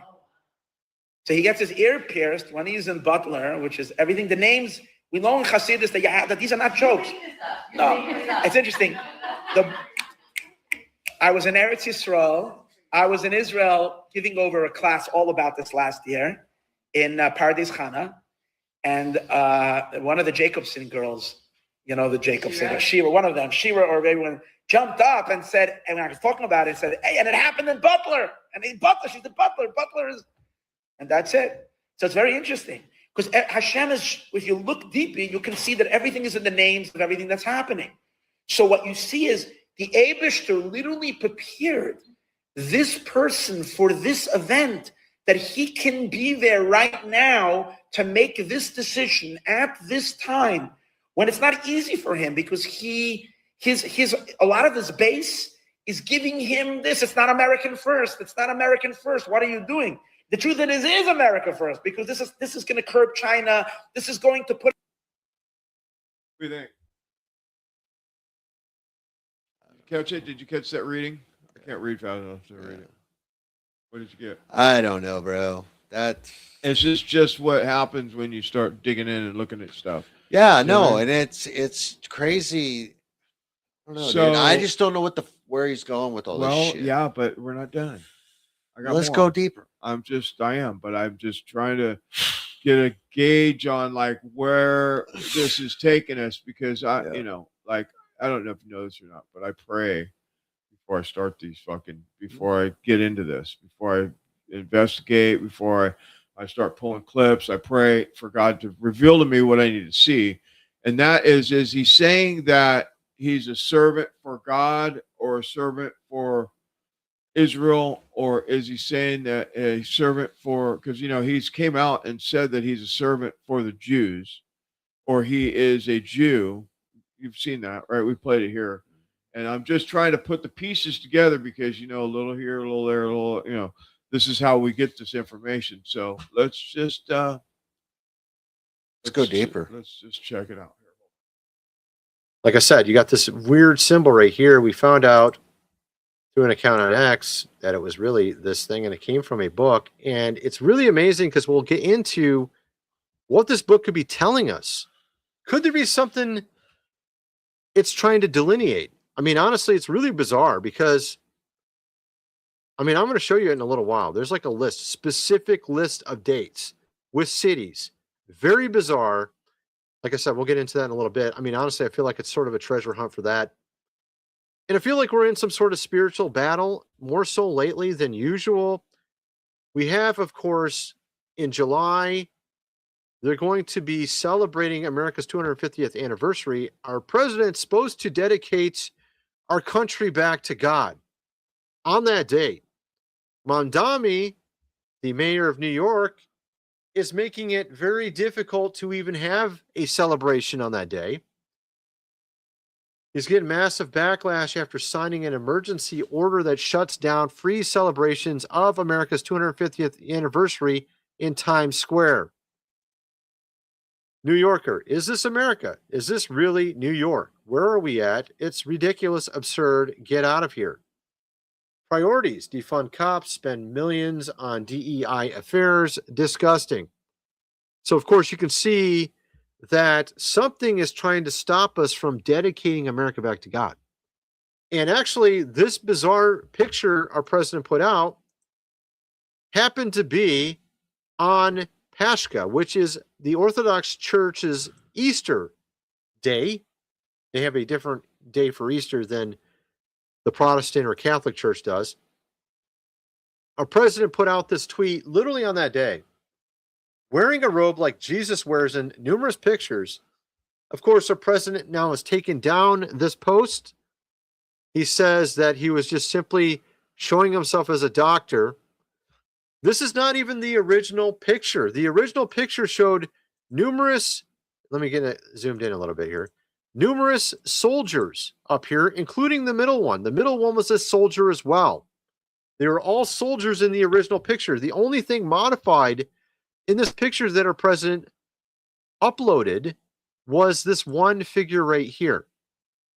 Now, a lot of people were like trying to speculate what this was, but there was one person on X that actually knew exactly what it was and where it came from.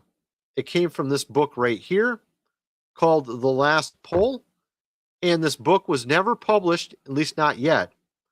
And it was the person that put this up and knew about this, apparently someone that's on a Reddit account where they discuss new books that haven't been released yet. He likes to save them, I guess, and read them or something. And his channel is called Forced Wipe on X. And he puts in here a little synopsis of what's going on. I can get it on, I don't even know if I can get it better on the screen. Here we are. Quite a while back on Reddit, I always save books if they're to look for when released. The group's gone as of Freeway months ago.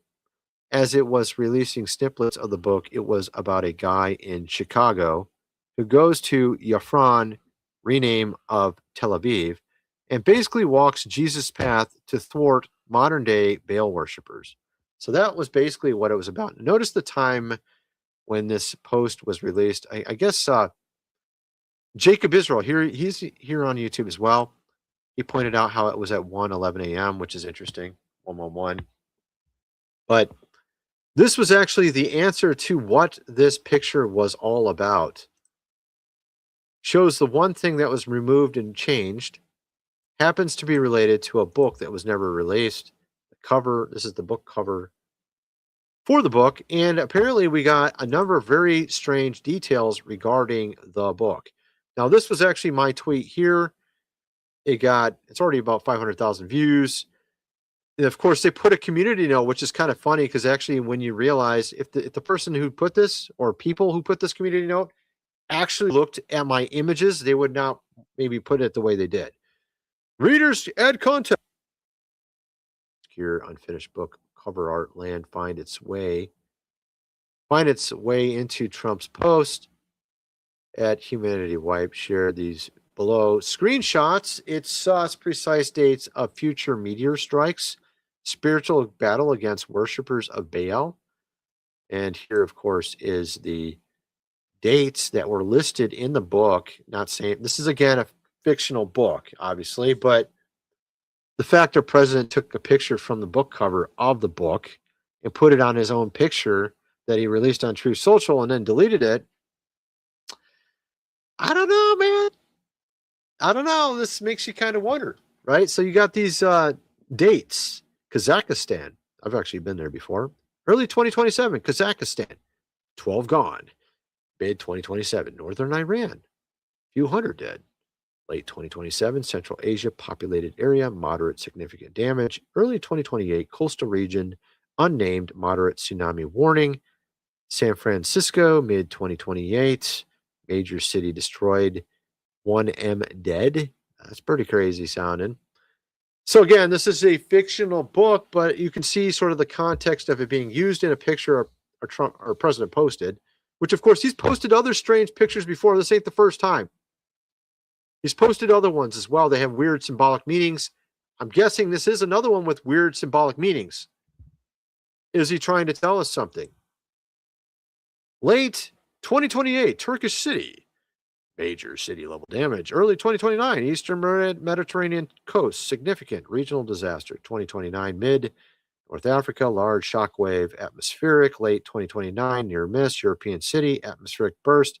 This is a meteor, I'm guessing. We've seen also those fireballs of recent, numerous places of recent. That kind of chimes back to that. No ground impact on this one in Europe in 2029, late 2029. Early 2030, Southern Arabian Peninsula, major regional devastation. And what is this last one? I can't read it. Something, the final one, 2030, Urashal temple site? What? Extinction level? Bro, what the heck, bro? Of course, this is a fictional book, right? Strikes 1 to 4 are individually deniable.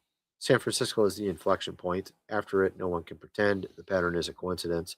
God nudges protecting Joseph are always framed as possible coincidence within the narrative. Joseph is, I think, the protagonist. Never accepts them as divine. The text never confirms they are. Part 1, The Awakening. The Machine and the Pole. So, of course, he's got all these different.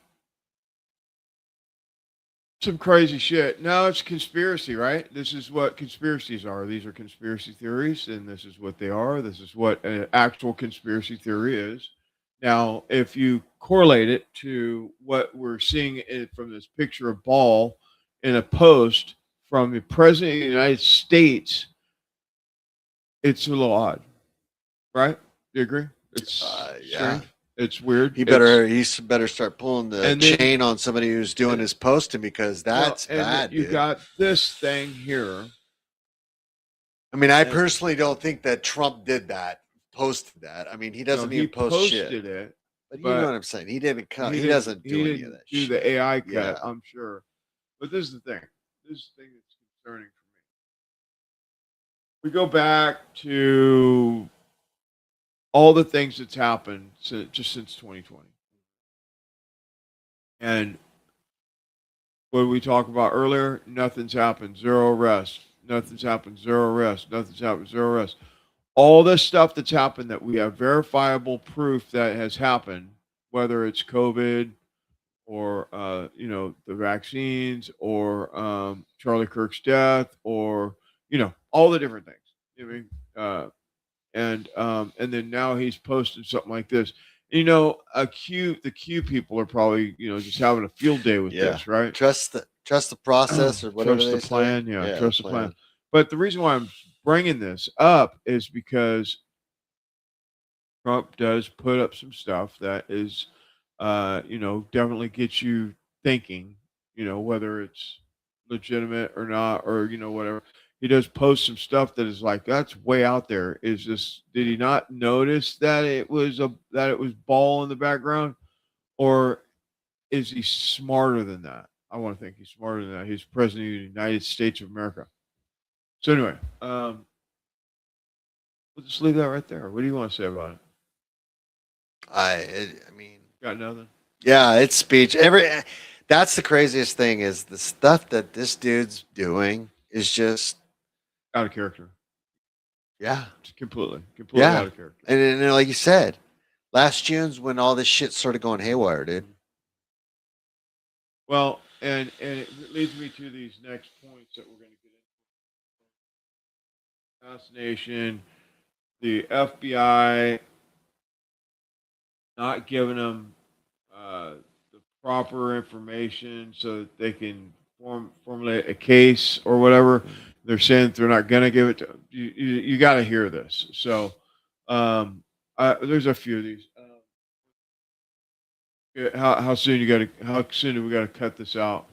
I got till 10:30, bro. Okay, we're good. so we're solid. We can get it done in a half hour. Yeah, Good. 35 minutes. We're solid. So Candace Owens was watching what I was watching also, which is the preliminary hearing for Tyler Robinson for Charlie Kirk's murder, assassination. Yeah. And she completely lost her fucking mind when she seen what they were saying in this court hearing, telling them that they're not going to give them the information for discovery. In a preliminary hearing, you get discovery. Yeah. They give you the information. Usually, It's part you of get the process. You usually get it before the preliminary hearing, so you can, cross-examine it and all that stuff. And they're not. The FBI, ATF, they're saying, we're not giving you that. Check it out. To hop up on here to make sure everybody's aware of what is going on right now. I am seized, obviously, by the Charlie Kirk assassination trial. And I want to make sure I'm breaking down to the public what is happening because there is a hearing live right now. The defense versus the prosecution. Prosecution is representing Erica Kirk because she is the victim on this case. And you might recall that Erica did this news hit a while ago. It was kind of weird where she just asserted and then they passed around that she really wanted to make sure that her right to a speedy trial was observed. Okay. And I was like, okay, that's kind of weird. Like, why? Well, it turns out that now we are understanding that this is going to be the prosecution's strategy. And I will be very clear here. I do not believe Tyler Robinson assassinated Charlie Kirk. And I believe that Turning Point USA is implicated in this moment in a cover-up of sorts. Okay. What various roles were played, but to me, looking at the evidence, which I have done more than anybody else, there is a cover-up taking place. And this hearing proves it. Okay. So they were supposed to have a probable cause hearing in May. It is slated on the calendar. When they agreed to do this in May, the defense, Tyler Robinson's defense was like, well, we shouldn't set a date until we all get our discovery requests. And they were like, we're just going to put it on the calendar. Don't worry. We're just going to throw it on the calendar. And then, of course, if you guys don't have what you need, the case will not go forward. Lo and behold, Erica goes on Fox News and says, I want to make sure it's a speedy trial on the victim, whatever.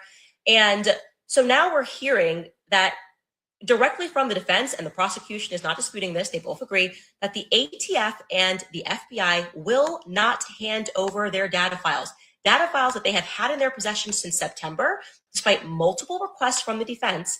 They're like, we literally cannot have this hearing because we have not been given any data files. What am I talking about? This is crucial. Erica's team is arguing, we want the hearing to go through anyways. It's just a probable cause hearing. Okay, but they are basing this probable cause hearing. They want this to be televised, and they're going to say, what evidence do you have that Tyler Robinson did this? And the prosecution is going to say, well, we have his fingerprints that are on the gun. Well, what they're not telling you is that they're saying they have his fingerprints on the gun. That's just a summary report that the FBI gave to the defense. The defense is saying, okay, now can we see the digitized files? Can we see the fingerprints? Can we see your process and how you got this? No, you just get the summary. The summary report is all you need. No, actually, we need to make sure that what you're saying you saw and what you have is real. Also, aren't there 5 other sets of print? No, all you get is our summary report saying that Tyler Robinson's fingerprints are on the gun. Similarly, the ATF is also refusing to hand over for some unknown reason, and actually is kind of a known reason, like we don't know, but we know the reason of talking about the gun. They are also unable to get the chain of custody. Again, probable cause hearing. Erica's prosecution is going to say, well, we saw Tyler Robinson get onto the rooftop at this time. We saw Tyler Robinson get into his car at this time. Well, the defense is saying they won't give us the chain of custody. So basically, we can't dispute anything they're saying. It's possible, highly possible, that actually those images were taken on a different day. How do we know if you don't hand us over the files, if we can't see the chain of custody, how these files were created, who it was transferred over to? Otherwise, all we have is a report that says, well, Tyler Robinson, the FBI concluded, jumped onto the rooftop at 12:19 p.m. before taking a shot at Charlie Kirk. We don't have to give you any more. That is the argument that Erica's team is making right now, that, well, it's just a probable cause hearing, so it doesn't really matter. We want things to go through. She's a victim. She wants things to happen quickly. And their defense is making a very valid, a very layered, a not complex argument for anybody who has common sense to understand that there can be no going forward until we have what we need, because we can't dispute what you're saying. We're just supposed to trust me, bro, when it comes to the FBI, who has butchered this case and told us the most unbelievable things since the very beginning. This cannot happen. Never did I think that we would be alive for something like JFK. You grow up, you hear the stories about JFK, you hear the conspiracies, you hear about the corruption of the feds, you hear about LBJ's potential involvement, and you think this will never again happen in the United States of America, and we're never going to be able to experience that. That is happening right now. Every person should pivot, go find, there's live feeds on YouTube, there's live feeds that are on Twitter, and rewatch what is playing out right now in the courtroom, where they are arguing that the ATF and the FBI should not have to hand over their files, just their report, their summary, their conclusion, absent any digitized or data that is included in these summaries, and you should just trust them and go forward with the hearing. This cannot happen. This cannot stand. I will state again, over and over, with everything that I have looked at, I don't think there's a single soul who has given more of their life, spent more hours examining this case from every aspect than me, because I deeply care about this. And I am telling you, I have not seen one shred of convincing evidence that Tyler Robinson shot Charlie Kirk. Not one, okay? And the fact that his wife is trying to play this, what I would say to be a sleight of hand, not granting a continuance, take it from someone who is perpetually sued. I have never been in a case where both sides don't just agree to a general continuance. Even me and Brigitte, despite our differences, have agreed to a continuance when we were like, oh, the date that was set, can we push it back? And Brigitte's team just agreed to it. It's almost like just something that you do out of respect for understanding that things have to be done. Why is Erica's team arguing this? They should say, we don't agree with what the FBI is doing. Of course, we want you to be able to reasonably defend yourself, because we want the public to believe that this is not a show trial, right? We want the public to believe that Tyler Robinson did this. They have been signaling to the public that the evidence is so overwhelming. They're overwhelmed. They wake up, they have to pop a Xanax because they're just so overwhelmed by how obvious it is that Tyler Robinson shot Charlie Kirk. And yet they're trying to play this game right now. So overwhelming, we don't have the data from September. We just have what Kash Patel and the ATF says happened in their summary reports, but we really should just get on with this trial. This is like a hoax being played upon the American public. Shame, absolute shame that Charlie's friends are in office right now. The people that he fought to put in office are allowing this charade to go on. Donald Trump, Vance, and Kash Patel are allowing this charade to go on. Why don't they pick up the phone and demand that Kash Patel send over the files? Since they all love Erica so much, she's so innocent, she's so wonderful, we love her, we want the public to get off of her. So why don't you pick up the phone and command your FBI and your ATF to hand over the files so Erica can have her speedy trial? Oh, I know, because it didn't happen. We all know the story that they are giving us is absolute fed slop, but this trial that is going on right now should awaken everybody's eyes to how despicable the narrative is that they are trying to serve us, okay? Truth does not fear introspection. Send over the files, okay? and bring us to your side. But don't think that we're going to fall for this nonsense of a summary report and you presenting, there's so much evidence, it's overwhelming. No one believes this. And I am literally on fire right now and just needed to rant because I'm watching this and shouting at my screen because I cannot believe the audacity of Erica Kirk. Okay. People, you can call me whatever you want. I'm happy to be public enemy number 1, 2, and 3. I find her to be malevolent. And that's all I'll say about that. What do you think of that? I think she's pissed. Yeah, well, we all are. Well, it is shady that there's something up with her, dude. There's always been something, not with Candace, with his wife. You know, I mean, if somebody shoots someone I love, and then 3 days later I forgive them, that's not fucking. It's bullshit. Yeah, well, let's listen to what the courts do in this. I got some court record stuff, some from the trial, from the preliminary hearing. First thing they do is they call out Erica for saying that, basically that Tyler Robinson's guilty before, or whatever it is. Stand by. That's how widespread you think these conspiracies have gone. Yes, that's how mainstream they've become. Okay, Egyptian planes. So one of your categories was inadmissible evidence, right? And I know you're not a lawyer, but you're generally familiar with, there are certain things in a penalty phase of a capital case that a victim impact witness can say and certain things they can't say, right? Like you can't express opinions about the defendant, as an example. Why is this sort of coverage prejudicial in relation to her commenting on court appearances and whether Mr. Robinson should have the benefit of discovery and her opinion about guilt and the narrator's opinion about the evidence being overwhelming? Yeah, so I mean, I think there's a lot there. I think one, obviously, there's a lot of empathy with his family, and very appropriate. So she's a credible source, I would say. I think it's not ideal to have a victim saying that due process shouldn't be complied with. The idea of discovery, and why are we sharing, exchanging information? It's the way that this works. And then the references, I've seen the evidence, I know, it's a cold shut case, essentially commenting that he's guilty, and evidence suggests that would definitely be prejudicial and create a presumption of guilt among prospective jurors. And so going to that point that you just asked, so how do you propose the court balance your request for a potentially large, a long delay against the constitutional rights of victim representative Ms. Kirk in her right to a speedy disposition of the case? For example, I noted in your motion, you stated that your DNA expert needs, I believe it was 6 months. That was her estimate. And so how do we balance that? And I appreciate your statement, but going to your statement as it relates to Ms. Kirk's right to a speedy disposition of a party outside, right? Not counsel from either side, but it seems like we're going to be held to the timeline of somebody outside who's an expert who's saying 6 months. And that concerns the court about that is a potential hang up of, well, we can't move forward until we comport with their timeline. And that's concerning. So how do we reconcile that? Well, first of all, if the expert needs 6 months, the data files were available in September, which was 6 months ago.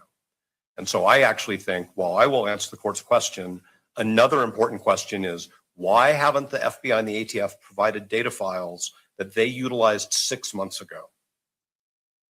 And Your Honor can't answer that question, and I can't answer that question, and obviously Mr. McBride can't answer that question. And so I actually think, and I don't purport to speak for the victim representative, but that's a question that the victim representative should be asking, at least through her counsel, is why haven't the federal law enforcement agencies, which took responsibility for this analysis, provided the data?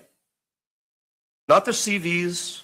I mean, I've actually examined at least one of these FBI forensic examiners in another case. I have her CV. That's not my issue. We cited in our reply brief the cases which show that the victim's right to a speedy trial does not, I'm sorry to use this word in the current environment, but that's the word we use, does not trump, lowercase t, the defendant's constitutional rights. We do not want the victim representative and her family to have to wait any longer than we have to wait. But it isn't sufficient for the state to say, we've turned over gigabytes and gigabytes and the defense, doesn't really need to review it before the prelim. That's not, obviously, and the court, I think, tends to agree with what I just said, that doesn't make a lot of sense. So we do respect the concerns of the victim representative and her family, but we can't constitutionally shortcut Mr. Robinson's right to the adequate assistance of counsel. And I think, as we said in our brief, when the state doesn't give us the data that their law enforcement partners have and have had for 6 months, we can't be constitutionally effective. And, and again, I keep talking about Mr. McBride because I appreciate his advocacy, but if the state didn't want to have to deal with Article 1, Section 12, the concept of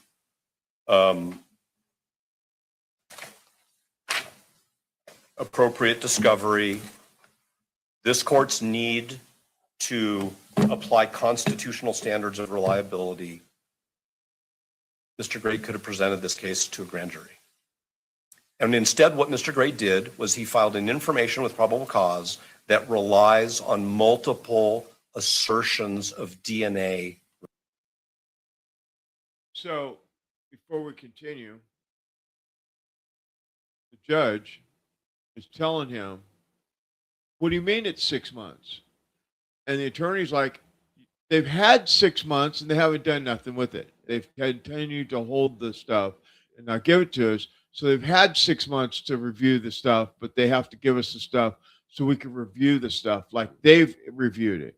But because they're not giving it to them, tells you that there isn't anything to give them, or else they would give you the discovery over, right? Well, this is the judge started that, talking about the court's thinking, well, let me remind you of something that we might have missed or forgot about when all this was going on in the very, very, very, very, very beginning of this trial, or before the trial, before all of it, right after Charlie was killed, assassinated. There you go. Anywhere, search Robert Lennon. Yes, as a matter of fact. Here's a search out of Israel. May 29th. May 29th, there was a search out of Israel. What about anywhere else? Was there a search anywhere else for the name Robert Lennon? Yes, as a matter of fact, right about the exact same time, on the other side of the world. This one? Yes, the District of Columbia. The other one was May 29th, this one was May 24th. For some reason, on opposite sides of the world, the former judge, about the time he was to retire, people decided to look him up. This was the guy who just left. This was the guy who was just leaving. Now, we do away with that.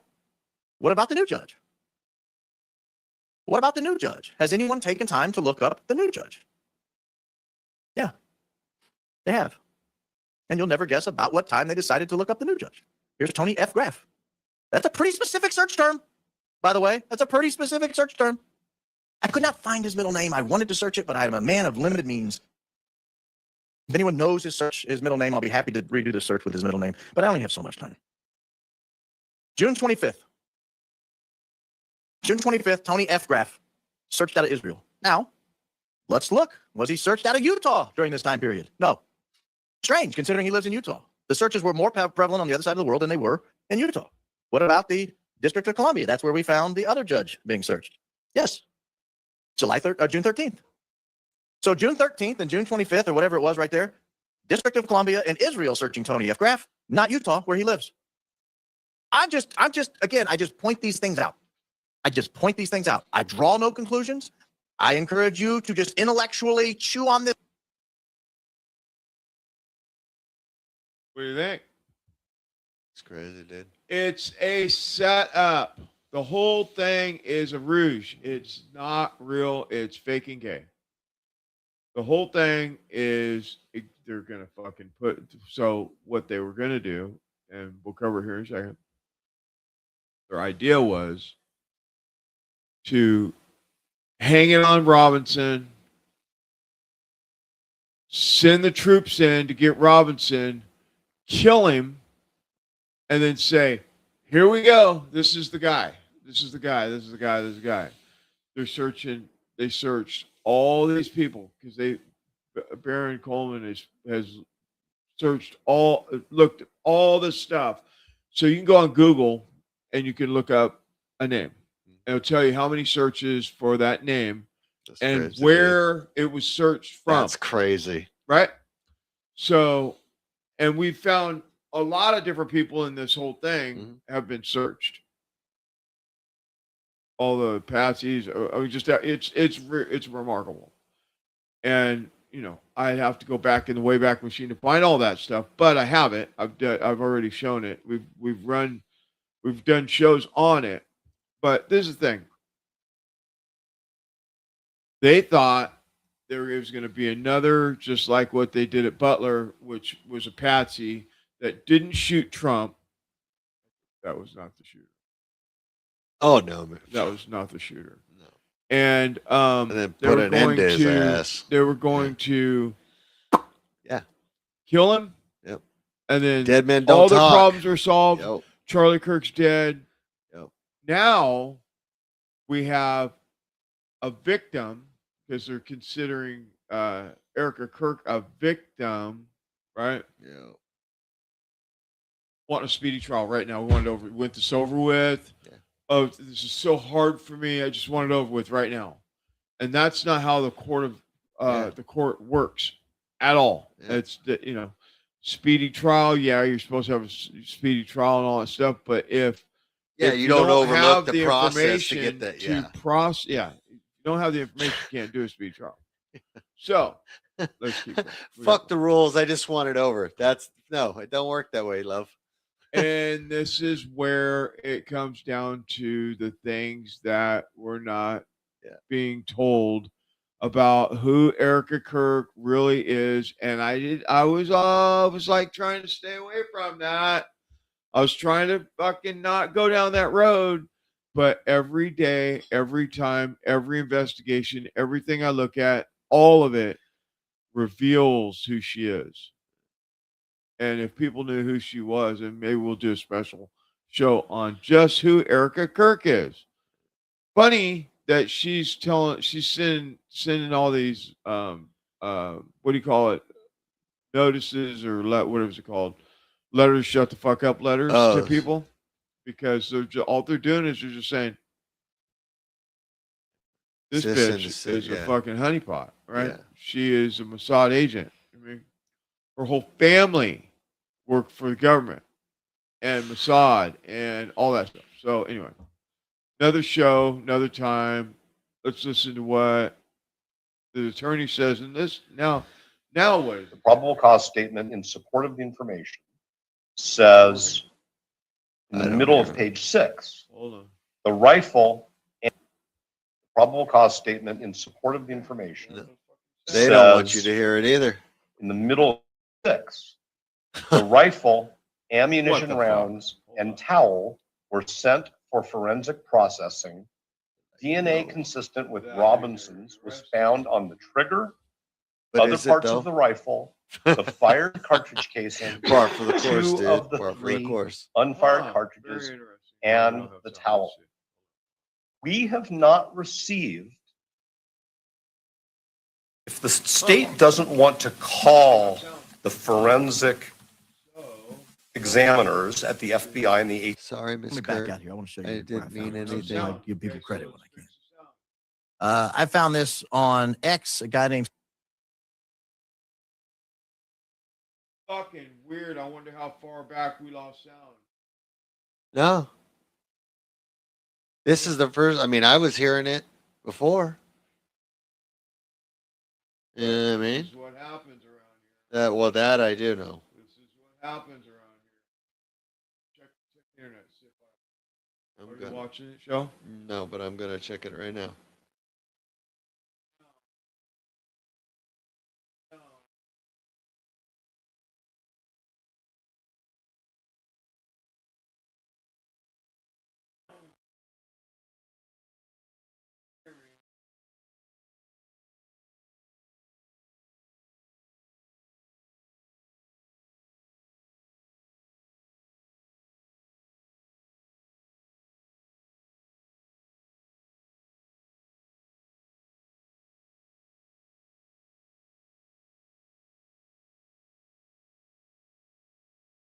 Check, check, check.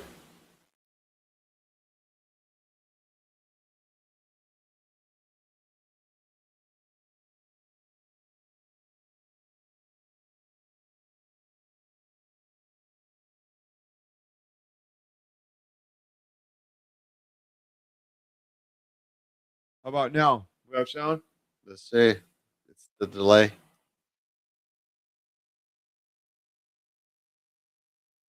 Yeah. Yeah. Got the 10-second delay. Probable So- cause statement in support of the Power, information powers that be don't want you says to give any more in the information middle of about page that. 6, the rifle, That's crazy, ammunition, dude. and towel were sent for forensic processing. To hop up on here to make sure everybody's aware of what is going on right now. I am seized.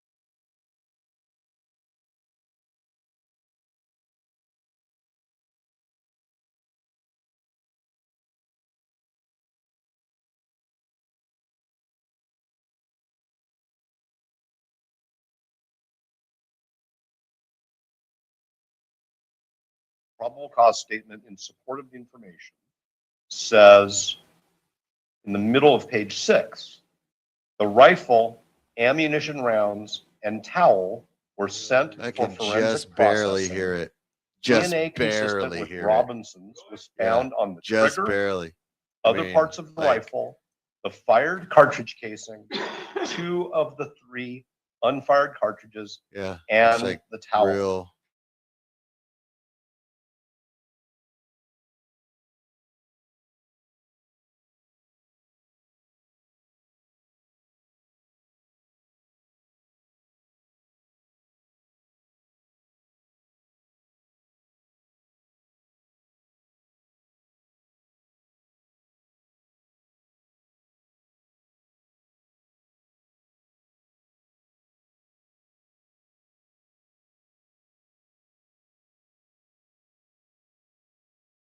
Middle of page 6, the rifle, ammunition rounds, the probable cause statement in support of the information says Sorry about that, guys.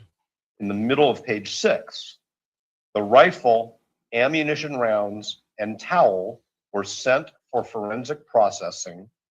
DNA consistent with Robinson's was found on the trigger, other parts of the rifle, the fired cartridge casing, 2 of the 3 unfired cartridges, and the towel.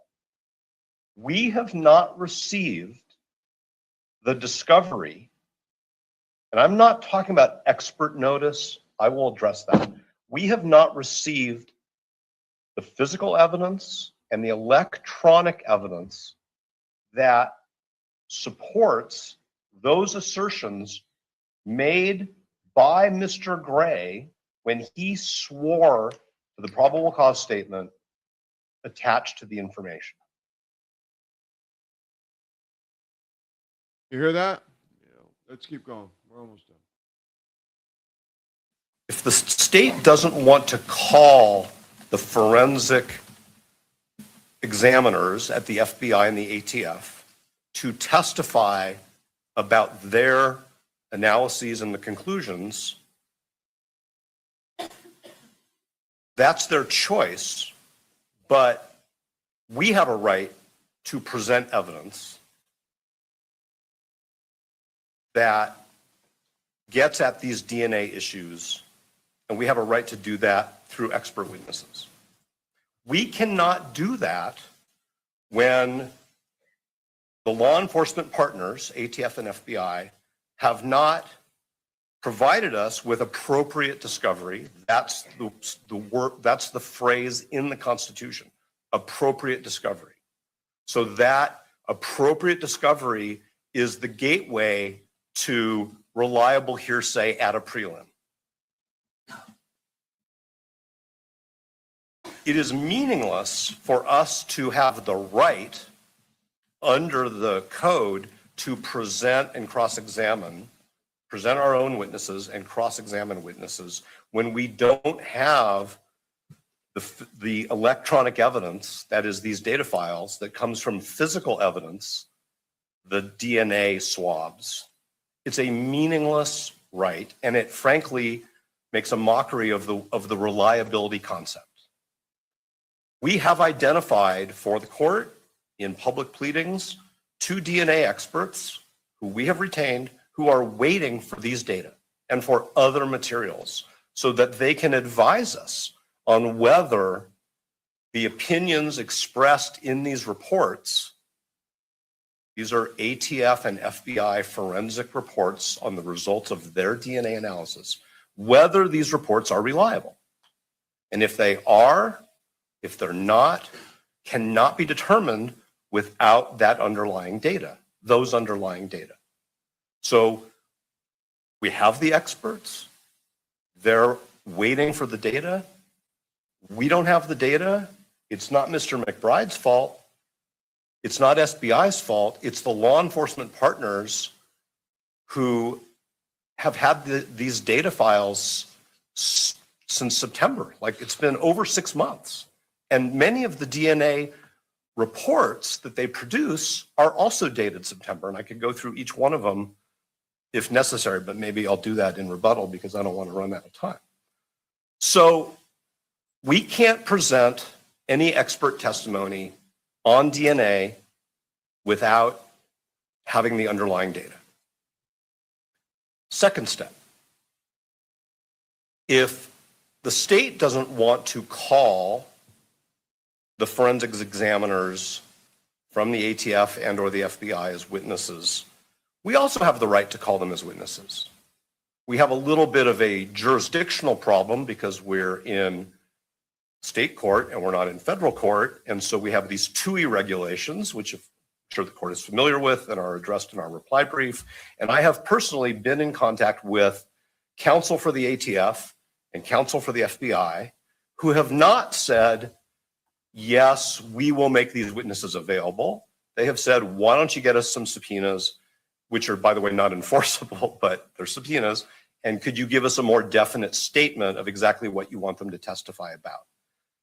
But I can't examine those witnesses without the data and without the data files being evaluated by our DNA experts. The state suggestion that we just put these reports in through Rule 1102 before really calls into question the concept of reliability, because there is no way for this court to evaluate the reliability of those conclusions. There is no adversarial testing.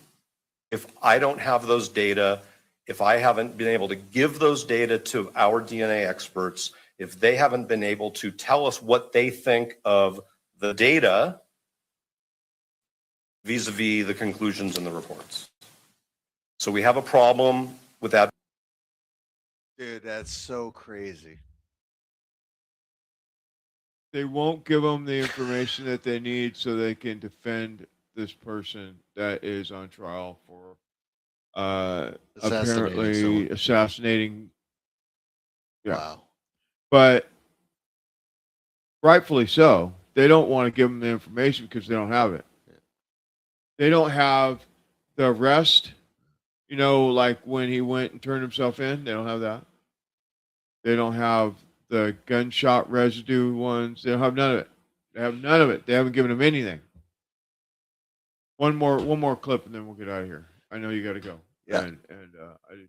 But Baron Coleman breaking down the CBS News appealing to the surveillance tapes for the arrest.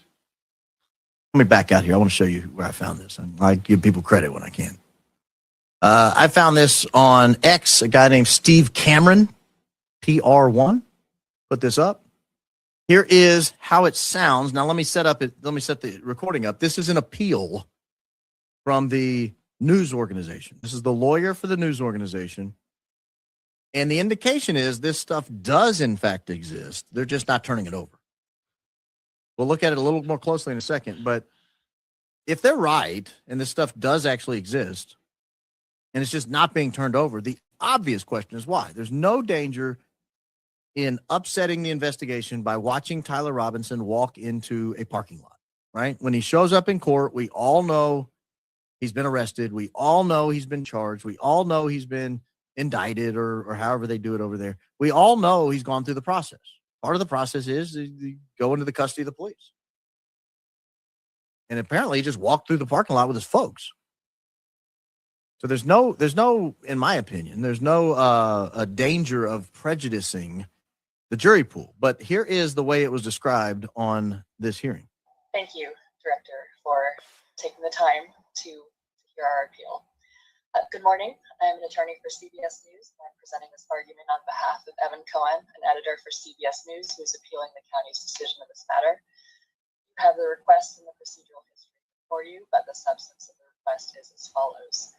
A copy of the surveillance video from the lobby of the Washington County Sheriff's Office in Hurricane, Utah, from 6 p.m. Mountain Time on September 11th, 2025, to 1 a.m. Mountain Time on September 12th, 2025. In addition to any surveillance video of Tyler Robinson waiting with his parents and any interaction in the interrogation room.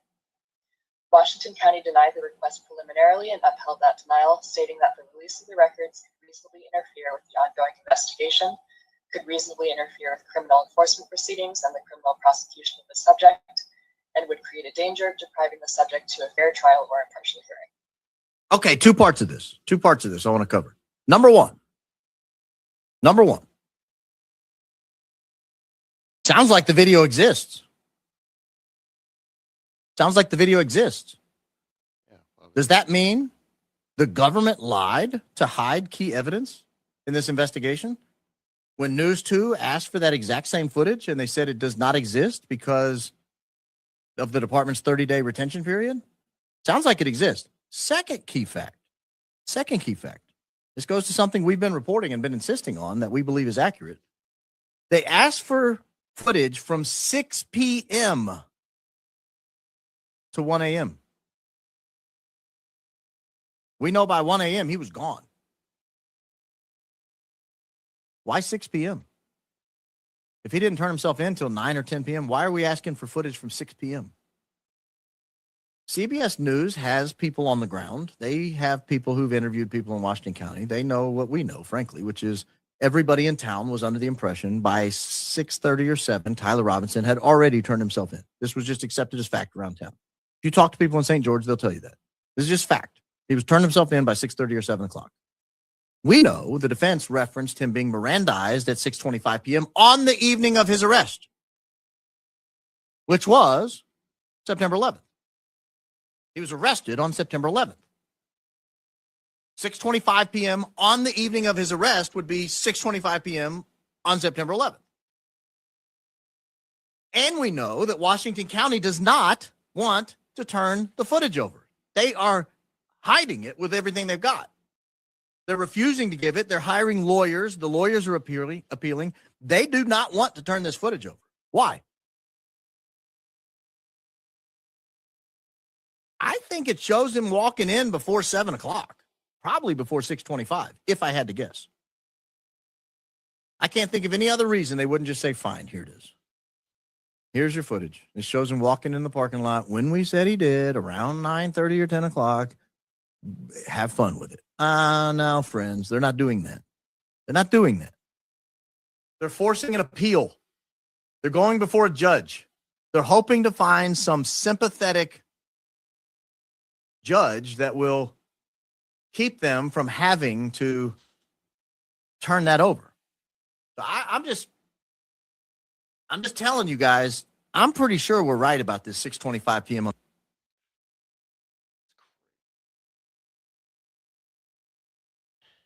They are hiding this. Remember, they wanted to kill him, and he turned himself in. So that fucked up their whole plan. Yeah, they made they're him all have in a on say. it. Yo, they made it safe. They got him there safe, and now the shit isn't checking out with what the story was. So they searched for the weapon, the supposed weapon, allegedly, the alleged weapon, over and over and over, all that area. And then all of a sudden they send two rookie cops over, go look Here over it there, is. and there it is. And it's not really the right weapon, but they, and it's got It's his a weapon. fingerprints on it, and 5 other people's fingerprints on it, and it's Yeah. just the whole. There's so many holes in the case, and it's wild that why are they doing this, and why is nobody? I mean, Well, it the just reason don't make they're sense. doing it is because, like you said, he was supposed to be dead, just like the guy in Butler. That's the reason. All right, so thank you for being here. Yeah, thank you. Sorry for the glitch in the system. I guess you could hear the system, but we couldn't hear it. So I apologize for that. I guess you got a couple clips twice.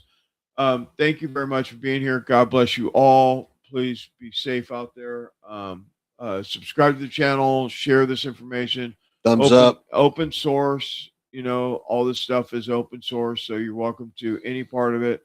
You don't have to send me an email and ask if you can use it. You can use it. Just use it. And all I ask is that you, tag me. If you could be so kind as to tag me. But really, if you go to YouTube and subscribe to the channel, go to the description, look at the My Patriot Supply, and buy some restorable food or generator or water supply system. I mean, at the rate we're going, we're going to need all that soon. So, I mean, at the rate we're going, who knows what's next, because they are fucking lying to us up, down, sideways. So anyway, I'll be back tomorrow night, 9 p.m. Central Pacific time, excuse me. And we'll be back at 9 tomorrow night, maybe 8. We'll see how it goes, but probably 9 o'clock. Saturday nights are my busy night at home with the wife and the kids and all that stuff. So anyway, thank you for being here. God bless you all. We will see you tomorrow. Thank you.